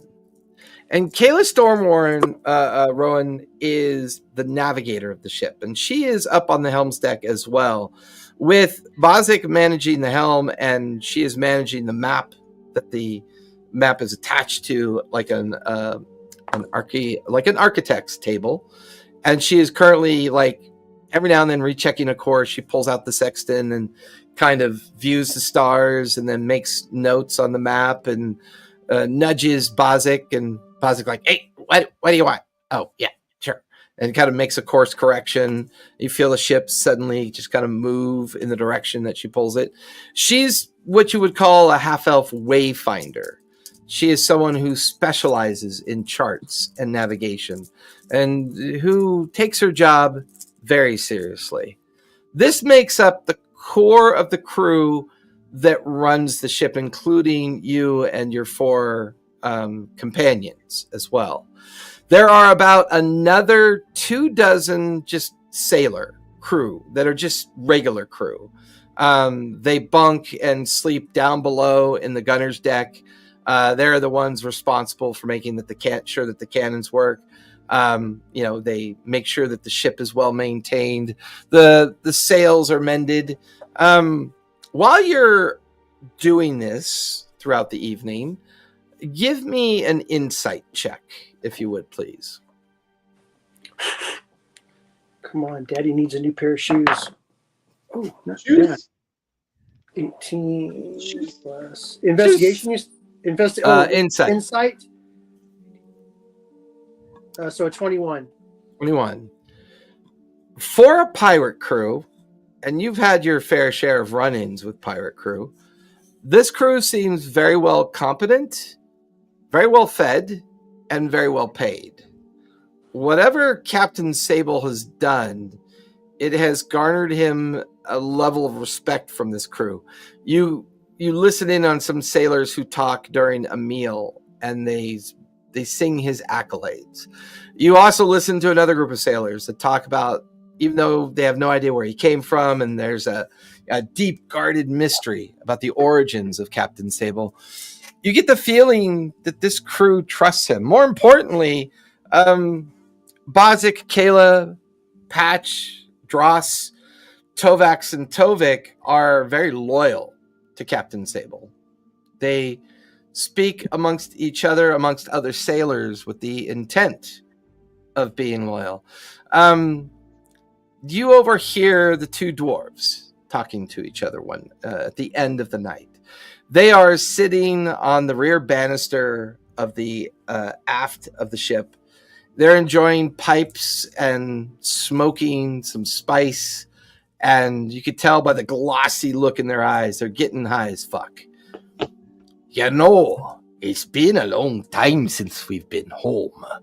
Do you think the captain will head in soon? I don't know. Quadford's been away for so long. I can't even remember what the little town looks like anymore. Hey, I think the captain's becoming a bit obsessed with this bishop thing. It's going to end up getting us into trouble, and we've got fat purses and fat bellies. Why can't we just go home, spend our money, take our share? The captain's always been good about what they look for. I think we just got to wait and see. Maybe this island holds something special, and we'll all get a big payday. Oh, look it, brother. Your pipe's gone out. Let me light it for you.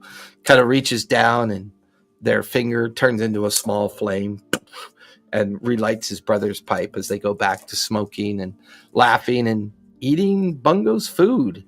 And they seem to enjoy eating Bungo's food. Not sure if it's the spice or just the fact that dwarves will eat just about anything, but they seem to enjoy it. I'll go find Mordain and just be behind him, really close. I'll go. Just as he goes on a bathroom break. I'll wait for him to text his back. But I just want to appear behind him and go, I like the way you kill with your tentacles. Very dramatic and bloody.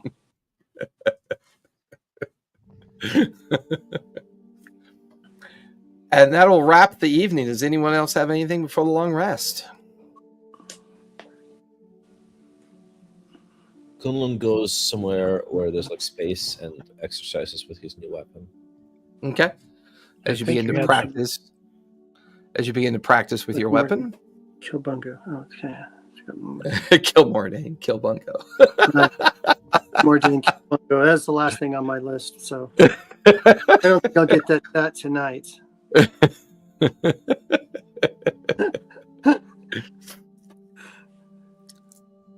No, Bungo turned into a dolphin. What do you see, Bungo? It's like, oh, that's not common.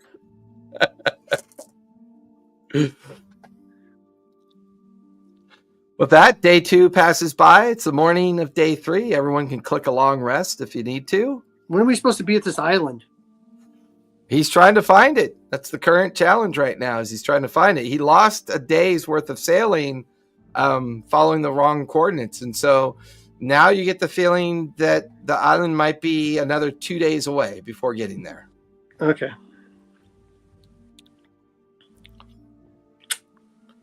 I rolled a natural 20 on my daily D20. Somebody roll a D10, if you would, please. Who's the sucker that's going to do that? I'll do it. That is on the bottom. That's a 9. A 9. The wind picks up. The edge of a smallish storm can be seen on the horizon that you're currently sailing towards in that general direction. The captain has the navigator kind of plot a course around it, but with the increase in wind, you should arrive at the island 1 day earlier. So instead of 2 days, you get the feeling on midday tomorrow, you should be seeing signs of the island. Cool.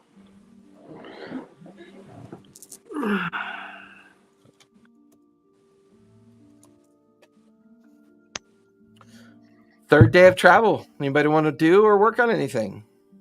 Keep working on the garden and hang out and talk to the furball because he doesn't talk back. Just chatter. I'll talk knives with Bosick because I am a knife person myself. So Nice.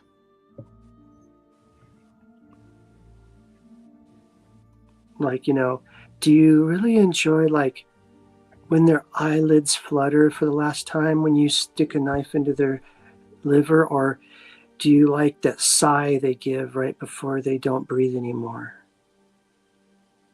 But I honestly, I don't try to get up close and personal, really, to do the business. I tend to like throw knives so that when they're far away, I can't really hear any of that shit, because I've always heard that if you hear dying people like too often, you kind of go batshit crazy from hearing it all the time. You know what I mean? No. Like so batshit crazy that you're creepy all the time. You know what I mean? No, I don't quite see what you're talking about, but I mean, you don't know what you're missing out on until you do it. Well, So maybe I'll try throwing one next time, and you can try one from the back or something. Well, I mean, you still hear the sound of the knife going, you The throw thud, it. Yeah, the thunk, that satisfying that sound of a knife going into something. Yeah. Mm. But when they gurgle out of the slit in their throat, it's really like. Sephora, are you okay? Yes, I'm fine. Had a great day. Where are you from exactly? Around Wildmont area. Wildmont. Nice. The coastal area. Yeah. But you say you're okay, right? You're good? I look at my body. Yes. Well, except for this cut on my arm. I got to kill the other day. You got to kill the other. You killed someone that tried to kill you, right? That's what that cut's from, right? Yes, it was the villagers, but I like the way that Mortain called them marauders, even though we were the ones that were marauding them. I like him.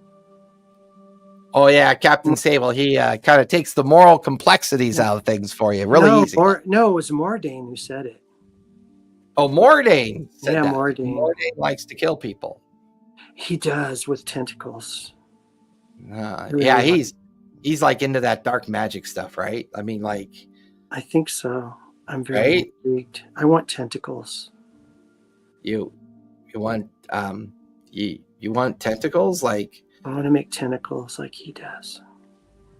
Yes, I forgot. I have to blink.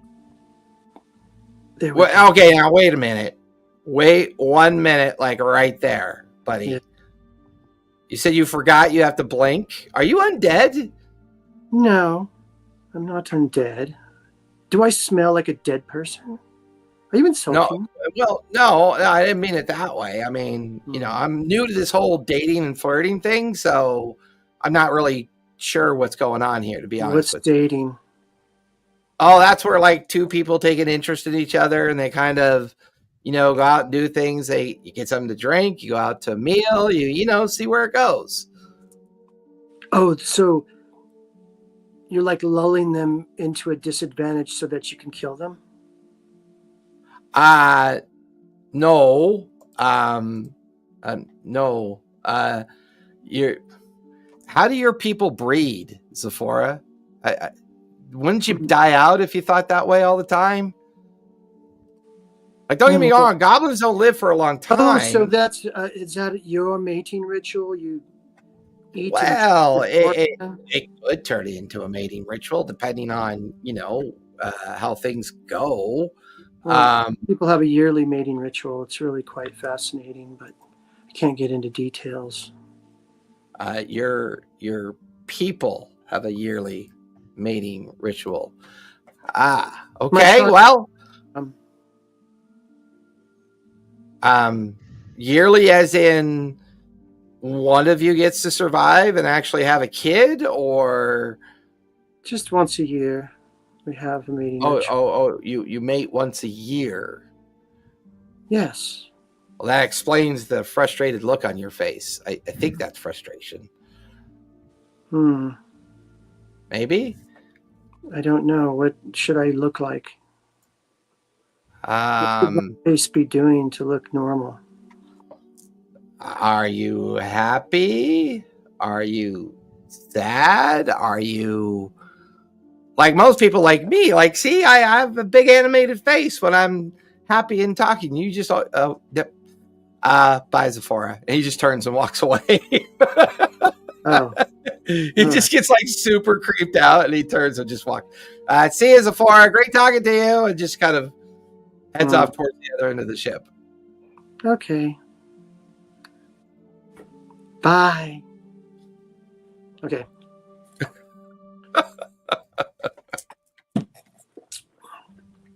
Meat creatures are interesting. Meat creatures.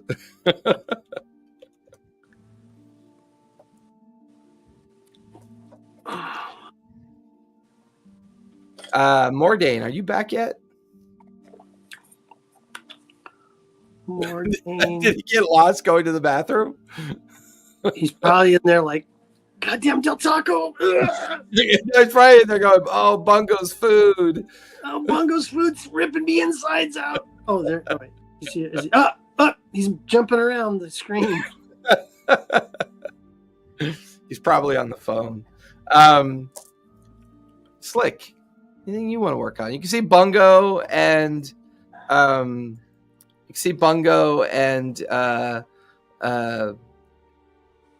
who's he hanging out with? You're hanging out with the Furbog, Morn. You're hanging out with Patch. So Bungo and Patch are kind of creating a garden out of buckets of shit. And you can see that Bungo's kind of like using, Druidcraft to kind of make it kind of work. You just watch Zephora and Bozic kind of have a conversation, and then Bozic got super creeped out and kind of like took off. And it's first thing in the morning, and Kunlin's already up and decides to kind of keep practicing with his weapon up on the clearing of the front bow of the ship. Anything you'd like to do or work on? I think he's probably at this point probably trying to work on something to help the ship be better at navigation. Ooh, yeah. I love that.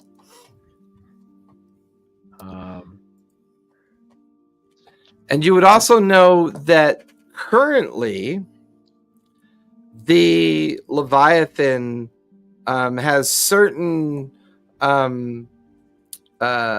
magical kind of tweaks already to it. The sails are embedded with elemental runes that help it catch more wind. The figurehead of the ship is a gold kraken head. You would also know that there is a section of the cargo hold that drags under the main draft of the waterline, used to smuggle illicit goods and other things in and out of ports that don't want to be that Sable doesn't want to have taxed. The helm wheel has a copper pipe with a magical infusion of message, so that anyone who talks into that pipe, it quickly spreads to where all the other copper pipes are. It's a magical way for the captain to be able to call crew to deck and to do other things as well. And supposedly the Leviathan has an ancient pact that has been scrawled or etched into the keel of the ship. Unfortunately, that's always underwater, so the only time it would ever be, accessible to try to figure out is if somebody were to maybe when the ship is brought into dry dock and the base of it is being cleaned. That might be one possibility. But those are the rumors of the magical effects of the ship that you've already heard about. I think he would continue on with his.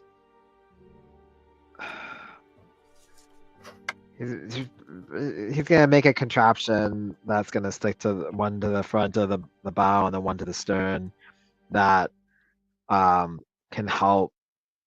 Okay, so he's gonna be Tron for a second, and he's gonna. You know how the Tron boat was always on those lines? Yeah. Right. So he's basically kind of doing that, but so it connects with the ley lines of the world.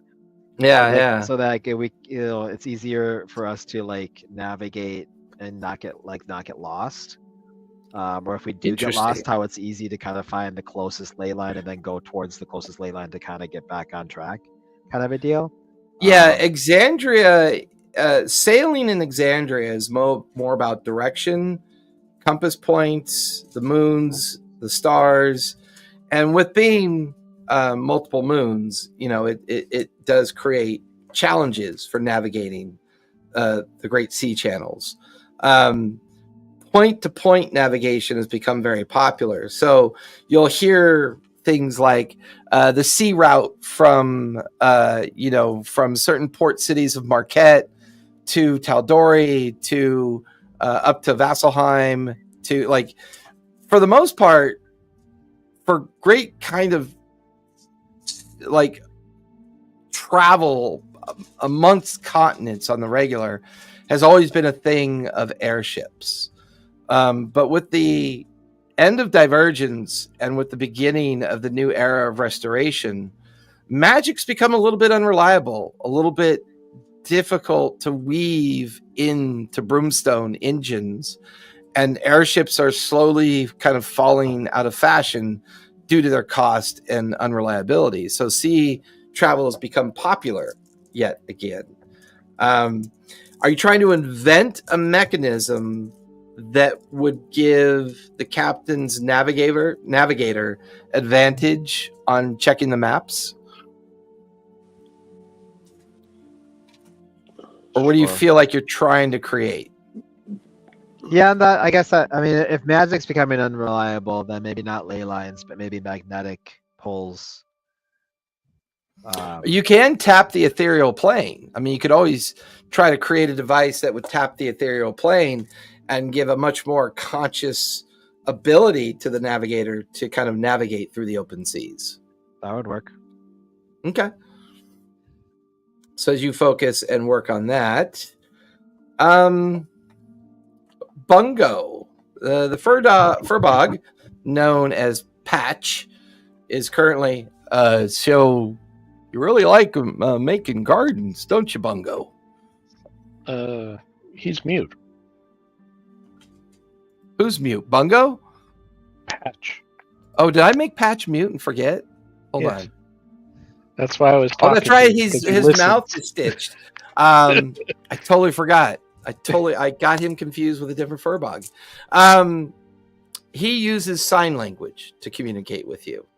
And anyone is free to know sign language, ASL. So he communicates through sign language, about your obsession with the garden and nature, and how does this obsession get you onto a ship that's constantly, usually at sea? Quadford, you guys haven't been back in Quadford for almost 3 months. The current sailing trip is taking you pretty far from the village that you've been calling home for a while now. And he's just kind of inquiring why the ship, why at sea? And he's doing it through sign language. I don't really know. When I stay someplace for long, I have to go. It's like I'm looking for something. I don't know what. I know there's something out there, but I don't know where. And if I stay still too long, it makes me feel sick, like I'm not doing what I'm supposed to do. So I just keep looking.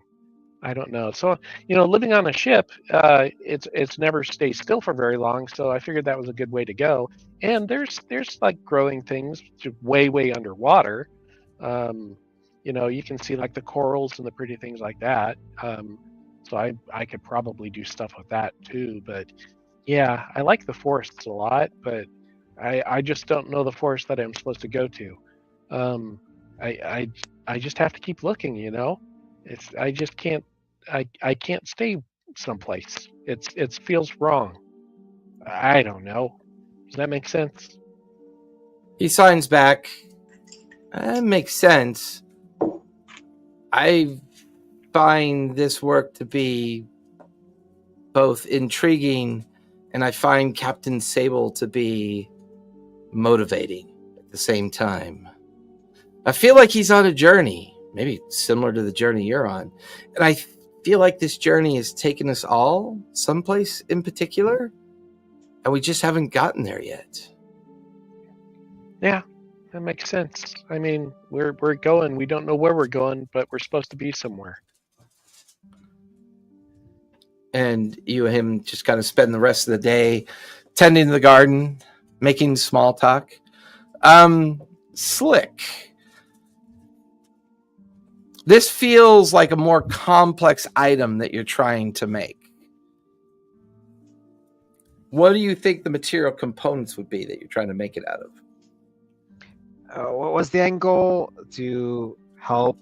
Where is it? Help the navigator chart better courses. Through the pulling from the ethereal plane. Ethereal right? plane, yeah.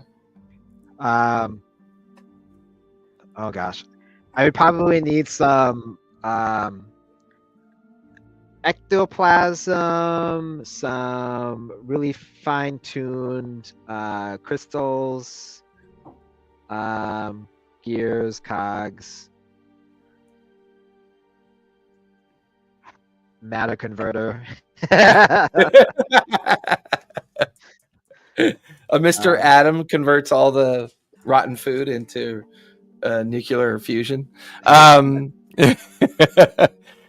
So give me a wisdom check as you assemble everything. No, you're intelligence based. Sorry. Give me an intelligence check as you assemble all the parts and components. 18. 18? That's actually pretty good. I put the DC at 17. Now give me an Arcana check as you try to fuse the magical bits and bobs together. 14 plus 5, 14, 15, 16, 17, 19. 19.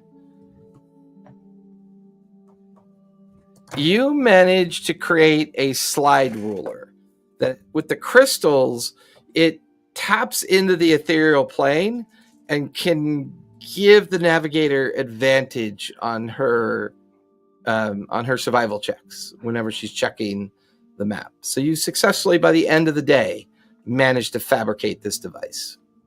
Cool. Mordain and Kunlin, what are you two doing with your day? How has the day progressed? Because, I had to disappear from it. So far, everyone's kind of off doing their own thing. Zephora and Bozic, the first mate, had a pretty interesting conversation. Bungo is hanging out with the mute patch. Slick has been working on some item down in the workshop hold all day, and sounds like maybe he's in the process of finishing its fabrication. I want to go back to that I don't know, maybe it was a person or whatever it was that I connected to that I felt like I was drowning. That was the picture of the bishop. It's still on the boat? As far as you know, it's in the captain's quarters. Yeah. I want to go to the captain and see, like, just kind of. I want to go find the captain. Okay. He was doing that with the corpse. Oh, that's right. You guys have the corpse down in the hold. You're right. You have that desiccated corpse down in the hold. Thank you for that note reminder. So yeah, Mordain, you actually head back down into the deep hold, and there is the cloth-wrapped, swaddled remains that you guys had recovered from the temple. And like a true junkie, I'm gonna go like straight up to it, just remembering the drowning feeling, just like this, like I can look into the deep. I want to see more of what there is. Yeah. And I want to try and like dive more. Give me a charisma save, if you would, please.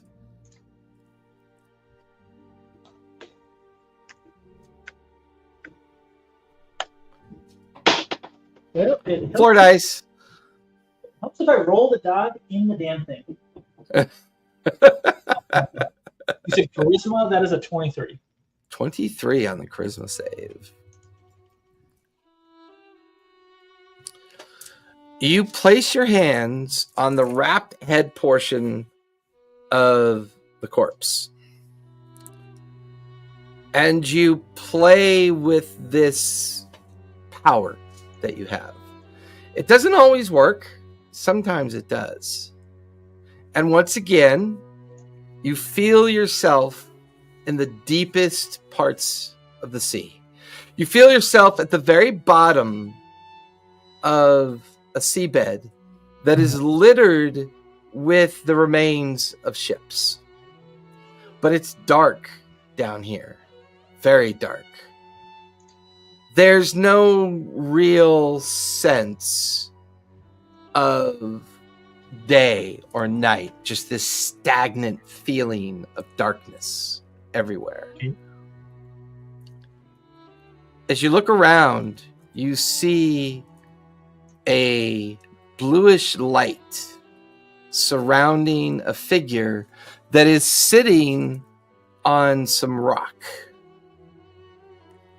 But it's sitting on a rock that is surrounded by this tall, scaly-looking spire of coral that is kind of just oscillated and wrapped and heading up into the ocean. But that's when you notice figures around you, additional figures. You see dozens and dozens of waterlogged corpses shambling around in this underwater area. You could see the desiccated and rotted remains of skeletons buried under debris. But this figure draws you closer. And as you draw closer to the figure sitting at the edge of this spire of coral, you see a young-looking version of the bishop. This is clearly his son. And he is wearing tattered clothing that a sailor would wear on a whaling ship. It's almost as if he sits in quiet contemplation, but when he looks up at you, as you look at him, his eye sockets are empty.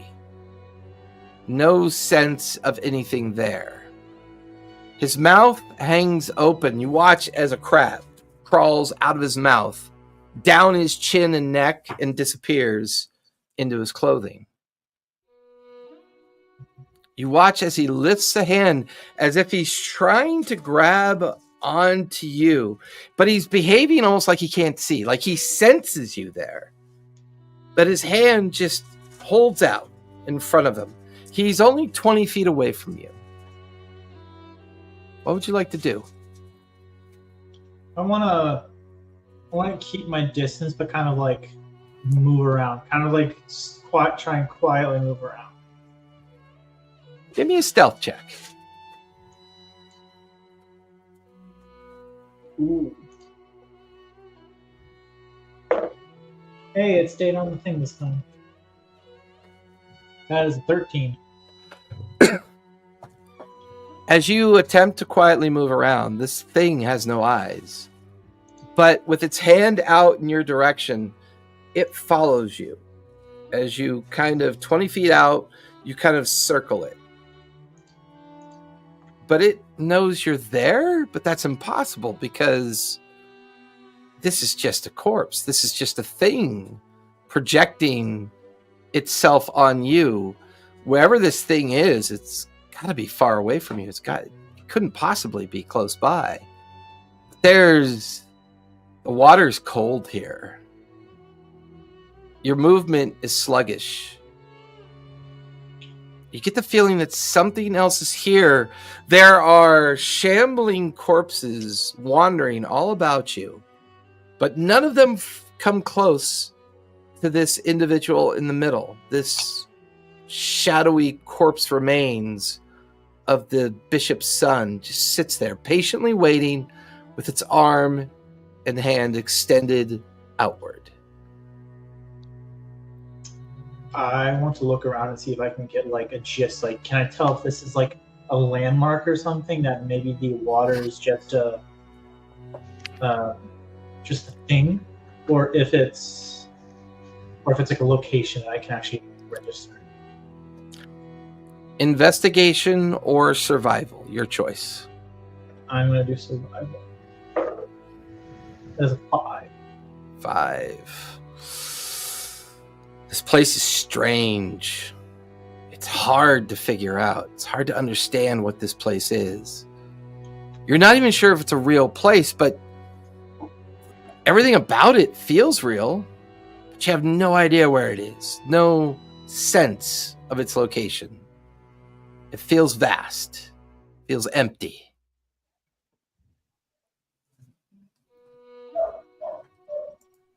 Okay.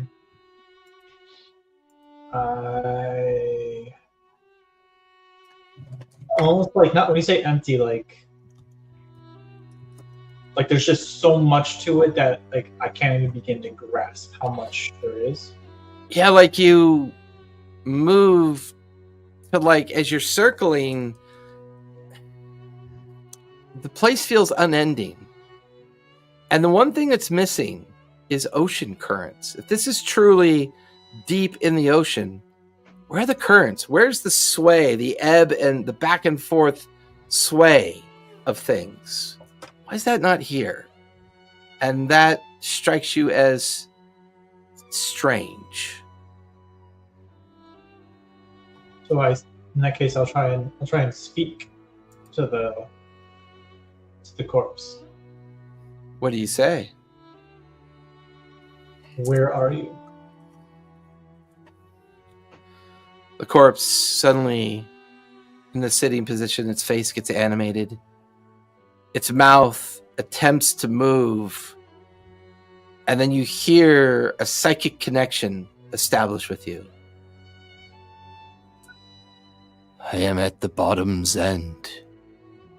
I am at the deep down. I am on the precipice of his will. Whose will? The one that makes all of this possible. It's strange. The corpse has no eyes and it looks around as if it can see or maybe as if it can hear. Hard to know, hard to tell. He, her, it, they speak to me. They called me to this deep, this briny deep. And here I sit. I know I must wait, and here I wait. But I don't know what I wait for.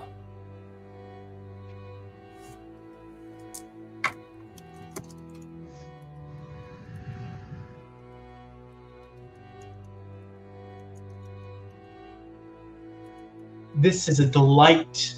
Where can I find you? Whose will this warmth of the water. Look to the east. Look to the south. Follow the trail. Follow the spires. The what? The spires. The spires will show us the way. And then you just feel the psychic connection just suddenly break away. And you're now back in the dark hold with the hands wrapped around the head of the corpse's wrapped kind of linens and things wrapped around its head. Just now massively annoying. Just I have to escape that. It was just so freeing. The water, the pressure. What a journey. Go up and like it's like a zealot telling like the town crier or something like, hear me, hear me. Are you doing this up on the main deck of the ship? Yeah. Preach, brother. Preach.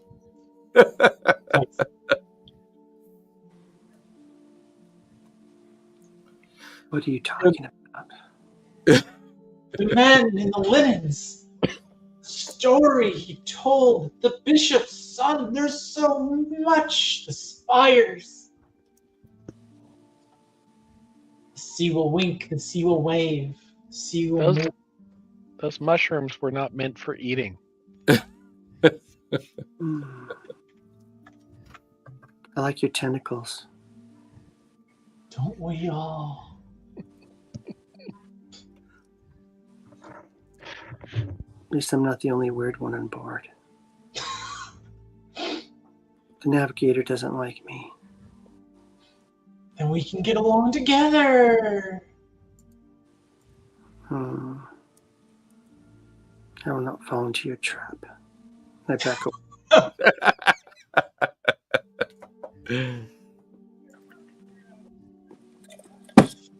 Have it your way. Anybody else want to do anything with the remains of the day and the remains of the evening? Kunlun gives out the crew free massages.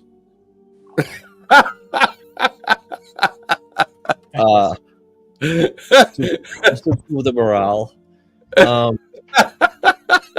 Oh, happy ending. Okay. The sad ending was just, but We're live, Tamora. Let's do this. but while he's doing that, like he's also doing like elements of like chiropractic manipulation, like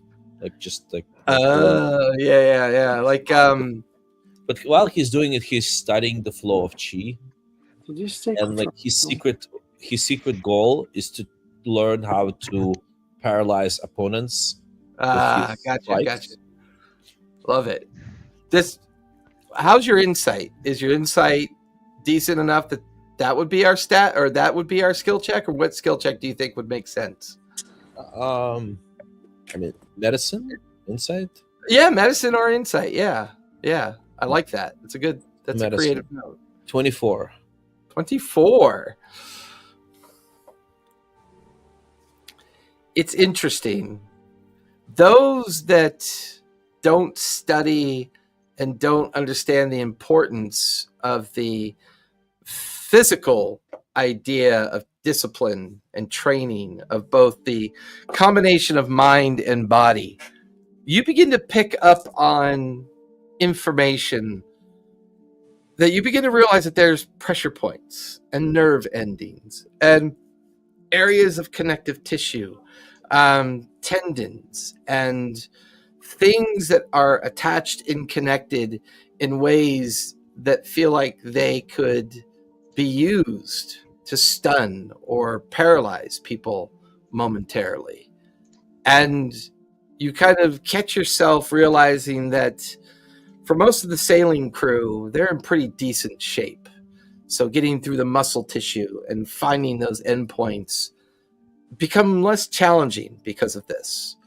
And I would say if you continue to practice the idea of chi, we can eventually create a feat around it as you've kind of started that learning idea of knowing your opponent or knowing a weakness of your opponent. We can even treat it like a version of True Strike, where you have an inherent ability to use True Strike once per day, which allows you to learn insightful information about your opponent or target that you're focused on.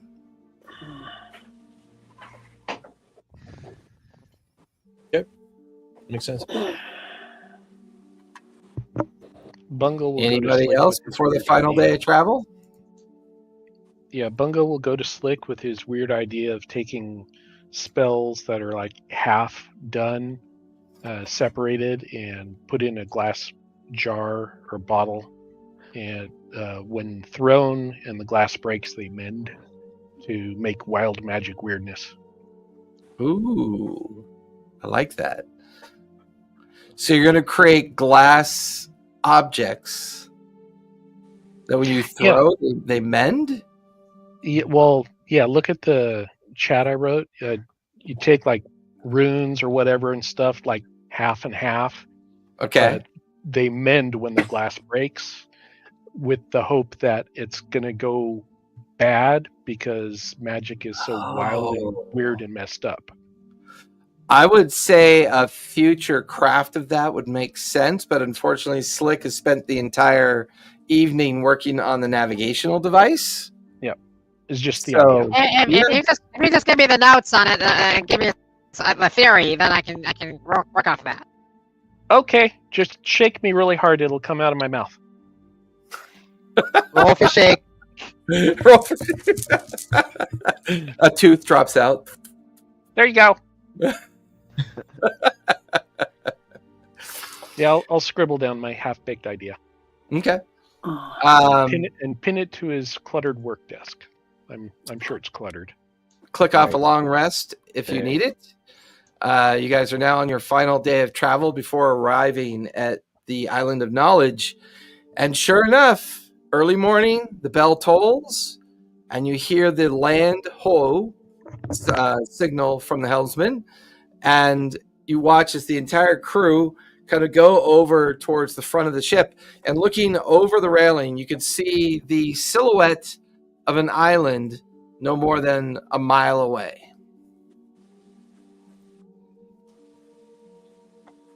That doesn't look like a hoe to me.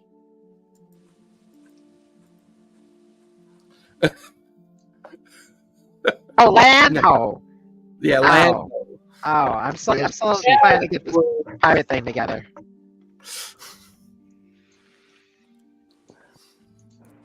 Eventually, Captain Sable comes up on the deck, pulls out his spyglass, looks at the island, kind of unfurls the map back in front of the navigator.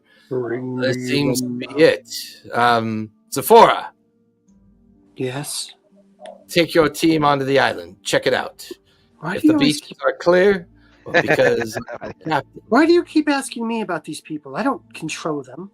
Well, you do today. Anyways, take your people ashore, check out the beach. If it's clear, come back.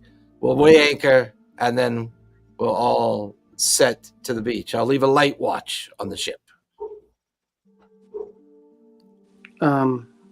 Okay. This part where you doff your hat and say, yes, Captain. I'll do it right away. I don't have a hat. Oh, for fuck's sake. Someone gets a fly. Aye, Captain.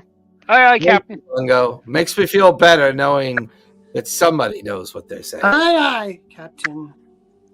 Oh, that was a little creepy. Maybe not saying. Aye! How were you asked for? That's how I do it now! Whatever you say. The captain just shakes his head and says, for fuck's sake. You made us our crew. You made us your crew, so. I hate this. Zora, take your people on board. She don't like this shit at all. This sucks. I didn't know they emptied out the asylum. For this ship, they did. I thought I said that when you first asked me to join. I can't. They got a guy who throws knives that doesn't like to kill people. I mean, I don't even... Hey, I stabbed my bad guy. I'm very stabby. Yeah, I think it was Bungo and Morday. No, it was Bungo that was hesitant to kill. I didn't like that at all. I don't trust He's a him. youngin'. I mean, look at him. But Mordain is like, I'm a fan of Mordain right now. He's like awesome. If you give me some rich people that don't deserve their money, I'll be happy to kill them. You first, Mordain. You can go on board. You can go on board the dinghy, Mordain. I'm going to be casting Elevated Sight off and on during this. I pasted the spell. Is that a cantrip? It is not. Roll to cast. Bungo. Yeah, for each time that you cast it, you gotta give me your casting roll. Okie dokie. Before we head over there, I'll do it. Load. Yeah. Oh, I rolled an 01 on a D100. What happens? Oh, you fold 11? into your left pocket. So it's a level 1? Yeah, level 1 11. spell. Yeah, you rolled 11. No, the spell casts perfectly fine. And the effect of the spell is a sensor hovers above you. Yep. Did you just fabricate a drone? Basically. And how long does the spell last? A minute. A minute? Yeah. Just looking for a bird's eye view of the area. I should probably send my bird instead. Next time, that's what I'll do. Yeah, you watch as the sensor goes up. It gives you a great bird's eye view of the tender being loaded with equipment, and with Slick and Kunlin and Sephora and Mordain and yourself getting ready to get into the tender. And it's a bird's eye view of you guys in the tender. Kunlin's rowing. The tender is going over some deeper parts of reefs and corals. You get the feeling that where the ship is currently at, it's going to have to anchor there. You're a mile away from the shore of the island. Unfortunately, does it look like jungle? It looks, well, give me a perception check, Sephora, as you stare at the island as you guys are getting closer. Perception. I got 10. 10. It looks like an island with trees. Okay. I mean, to you, from your eyes, it looks like a typical island. I mean, it seems to match the size and description of the map. The map had something on there called the Keep of Illusions, but you haven't seen any sign of anything. There's a decent small mountainous portion in the middle of the island, and supposedly somewhere on the island should be a small town, although it's not necessarily named. You definitely feel like you're coming towards the coast where the Keep of Illusions would be, because there's two very small atolls one to your right and one to your left. They couldn't be larger than maybe a few thousand square feet of island. They're probably more above the surface reef lines than anything else. So you definitely feel like the map is accurate as far as shape and size is concerned. That much you can figure just by looking at it. But I mean, it's a mix of jungle and mountainscape from center outwards. You guys are approaching a more beach-like center of the south portion of the island. And just as your sensor goes out, Bungo, like as the minute is up, these waters are definitely shark infested. Like heavily shark infested waters. And no real sign of any shipwrecks or anything that would tell you someone's been here before, at least from this perspective that you're coming from. There's sharks in the water. Bet you won't turn into a dolphin now. I don't know. I think a dolphin could take a shark. Let's watch. He watches a massive great white shark comes cruising by the tender. It's like the same size of the tender, if not bigger, and then kind of submerges down into the water. Don't do it, Bungo. Not worth it. Okay. Dang it. That could have been fun. Hey, Bungo. I now know how to change into a shark. Bungo, you know that dolphins sometimes will poke the puffer fish and get high from it. Oh, Have yeah. you ever done that as a dolphin? Oh, yeah. Not yet. No. I only got the shapeshift after our last adventure. I knew how to do it, but I couldn't quite figure it out exactly, but it finally clicked when we slept. Zafar, what are we doing here? Exactly. Why did the captain have us come out here? You I were mean, there's there no when he was talking, weren't you? No, but there's no mechanical bits. There's nothing for me to research. I'm gonna get bored and fast. He said there might be some old mechanical devices hidden on the island. Oh, that case. Let's get going. So like now you want to go? Not like when we're talking about the sea or something. You're ready to go. It's when we got mechanical things. So it's you people. It has to do with the bishop, Mordain. Wait, what? This has to do with the bishop. I tried to go and pick up sleep. Start moving. You should make sure everyone's on board with us going there, Mordain. You feel the underdraft of the tenders scrape up on the beach as you guys are now on the beach of the island. You can hear the sounds of the jungle that's no more than maybe about 100 feet in front of you. It's gravel. It's gravel and shell, and then it's like 100 feet of beach, and it just immediately gets into the line of where the jungle kind of meets up with the beach. And it's this very dense, thick vegetation that extends off. There's a freshwater stream off to your right. You can see water kind of slowly trickling from inside the jungle and making it, like connecting with the seawater. This feels like a good spot to set up camp. Uh-oh. I automatically take out my metal detector. Start going around combing the beach. Your metal detector. Which is basically a stick with a magnet on it. Yeah, really, that's pretty much what it is. Give me investigation, Slick, as you start looking and combing the beach. 12 plus What's 5. going on? Can you guys hear me or see me? Yeah, we can hear you. We just can't see you. Your camera did this to you that last time. I think you had to jump out and jump back in to get it to work. 17. Damn Luddites. What'd you get? 17 on investigation. 17. You guys watch as Slick pulls out this stick with a metal bar at the end of it and starts, I'm going to go look around, and just starts combing the beach with it. Anybody else doing anything? Start setting up camp.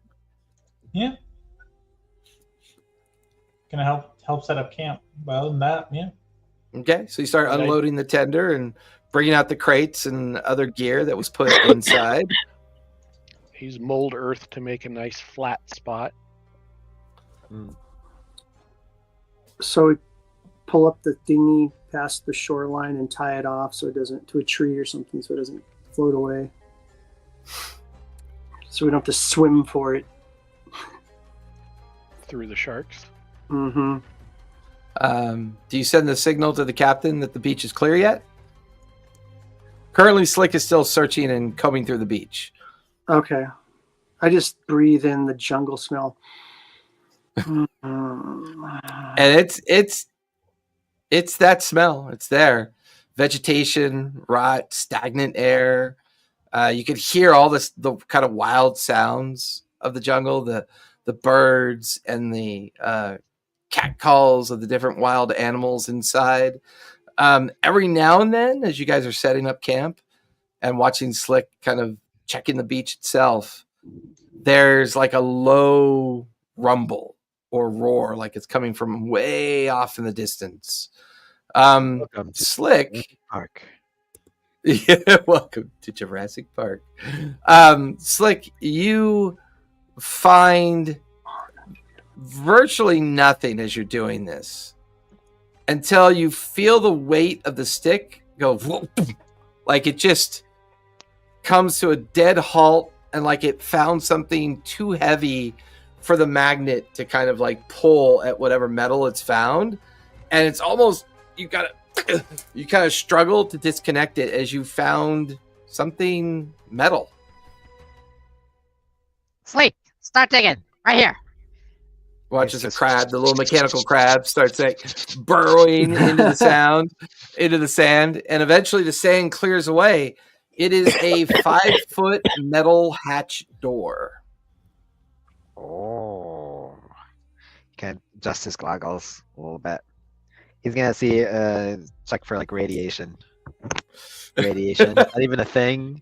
He's gonna check for for magic. Magic, yeah, not radiation. Check for magic. Radiant. Where's this guy from? I don't know. Across dimensions. Slick is interdimensional. Yeah. No, okay. He slides in and out of the multiverse like most yeah, people it's put just- on it's shoes. Exactly. Exactly. Slick, give me an Arcana check as you're examining the hatch. Arcana 11 plus 5. 16. No sense of magic whatsoever. Nothing. It doesn't even look like the thing is locked. It's just a shut hatch with a kind of metal bar that you can easily move out of the way to release it. There's no way to see inside though. Okay. I'll open it up. Okay. Give me a strength check as you try to open up the hatch. Not a strength check, no. That's, yeah, like I said, that's a natural 1. Yeah, it doesn't budge. Hey, Conlon! Conlon! I need your help! I found something! I found something metal! It's a door! I can't! I'm a small goblin! I can't move this! I'm just gonna go hide. Are you creeping off into the jungle, Zephora? Yeah, yes, just away from the noise. So when whatever attack, Conlon! It could be buried treasure! Get over here! Zephora, give me a stealth check if you would, please. I love 25. 25. Yeah, you disappear into the edges of the jungle. Of course, Kunlun walks away just in time to need to help Slick. Kunlun, you back yet? Yep. Don't turn your back on me, Conlon! I need your help! Oh, what are you saying? You want help? There's this metal door right here. Or metal shaft or something. I mean, look at these fingers. These little stubs. Look at these fingers. I can't get in there. Can you move Okay. this? Okay, let me help you. Thank you. Yeah, Kunlun, give me a strength check, Kunlun, as you try I'll to. split the treasure 20-80. 11. 11 doesn't budge. Okay, I'll split the treasure 30-70. Someone like tries to like create like some sort of contraption, like he like ties a rope and then ties it against something else, like a rock or whatever. Like tries to create some sort of a tree, like a lever and pulley system. Bungo, you and Mordain notice that Zephora is nowhere to be seen. You're not sure where she went. There's footprints that lead up to the edge of the jungle, and then they just got to disappear into the jungle. But you can see Kunlun and Slick. Like a slither trail. I don't think she's. You're not half. Your Yanti lineage I'm an is not. infiltrator. I don't look. I know. See, you broke just his caused him pad, to too. spend. You just caused him to spend his last 1 minute of his quarter on his internet. Sorry. No, there's no snake trail of Zephora heading off into the Snail jungle. trail. Is that what you're looking for, Bill? Mhm. I didn't want to say it. But Mordain, you and Bungo look over to see Kunlun and Slick. They're dragging like the remains of palm trees and stones, and they seem to be building some kind of miniature crane or fulcrum. Slick, give me an intelligence check as you and Kunlun are trying to, and you have advantage because Kunlun's the weight and putting things together, and you're kind of helping him assemble this device to kind of help open up the hatch. I was an @1 on my first one, so. But How close are they? I got 17. 17. I mean, they're only about 40 feet away, so you know, you and Mordain could easily see that they're working on something. What's the distance on guidance? I have to touch them. No. Guidance, we changed that rule. So as long as you're within 30 feet of somebody, guidance is now an area of effect. You guys need some help with that? So next time you guys try, you have advantage again and a D4 for guidance. And if Mordain lends a hand, I'll lower the DC.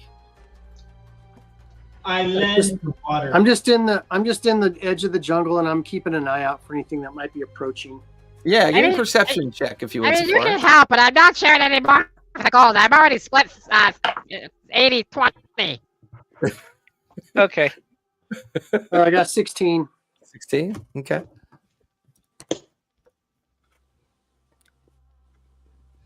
So who wants to roll to try to open the hatch again? It's still going to be a strength check, but it's a lower DC.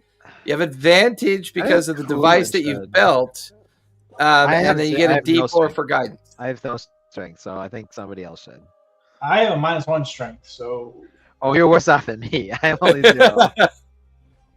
Kunlun, I think you should do it. Okay. What we do? Strength check? Strength advantage and then a D4 on top of it. Yep. Okay. Well, 13. 13. With the elaborate framework built over it, and with like all of you trying, it's like watching a very quick person with 3 very weak people trying to open up something that's clearly like it's either rusted shut or something, but it just doesn't budge. Kunlun comes over and just like starts like striking it to dislodge it. Give me an attack roll, Kunlun, as you just kind of like fuck this shit, and you punch down at it like where you think that maybe it's being held together. 23. Did you roll advantaged though? I don't think you rolled a second D20. Oh, that last strength check. Did you roll with advantage? Oh no. Let me do it. Let me do it again. Okay. Oh, it's even worse. Not worse. It's even worse. Let's attack the damn Sorry, thing. I said anything. What's up with that? Everybody's rolling shit. I go back to attack. Attack was 23. Kunlun just flat palms the hinge area of the hatch, and when he does, the old iron hinges like bust loose and drop out, and there's like a kind of popping noise as the hatch kind of pops up a couple inches, and there's this stench, a stench that is clearly a stench of rotting corpses that just kind of billows out of the interior of this hatch. As Slick, you quickly go over, you lift the hatch up with Kunlun's help, and it just falls open with no problems. You look down, and you could see an old iron ladder that goes down below the waterline of the beach. And you could see about 20 feet down, there's water, and you could see corpses floating in the water. Zephora, as you're keeping out watch, you hear something approaching. As you are in your hidden space, that you're suddenly overwhelmed with a smell of rot that kind of comes from the beach. And you can see where Slick, Kunlun, Bungo, and Mordain have opened up a hatch, and there's air leaking out that just permeates the smell of rot into the jungle. Green fog. And, yeah. And as you're sitting there keeping an eye out, you watch as a pack of 6 raptors go right by you. They don't see you, but they go right by you and start racing out onto the beach towards the other 4 who are all looking down into the hatch. And that's where we're going to finish tonight. Damn you! Damn you, I was raptors! right. I was right. Welcome to Jurassic Park. I was right. You are going to have dinosaurs on your dinosaur ride, aren't you? Right, aren't you? Aren't you? Hey, are you guys all good for next Monday? Yes. Yeah. Okay, stick around because we're going to talk about the following Monday because I think we're going to end up taking that day off, but I want to talk about it. Other than that, everyone else, thank you for watching. Really appreciate it. Be kind, be safe, and don't forget, play a game. Good night, everybody. Bye.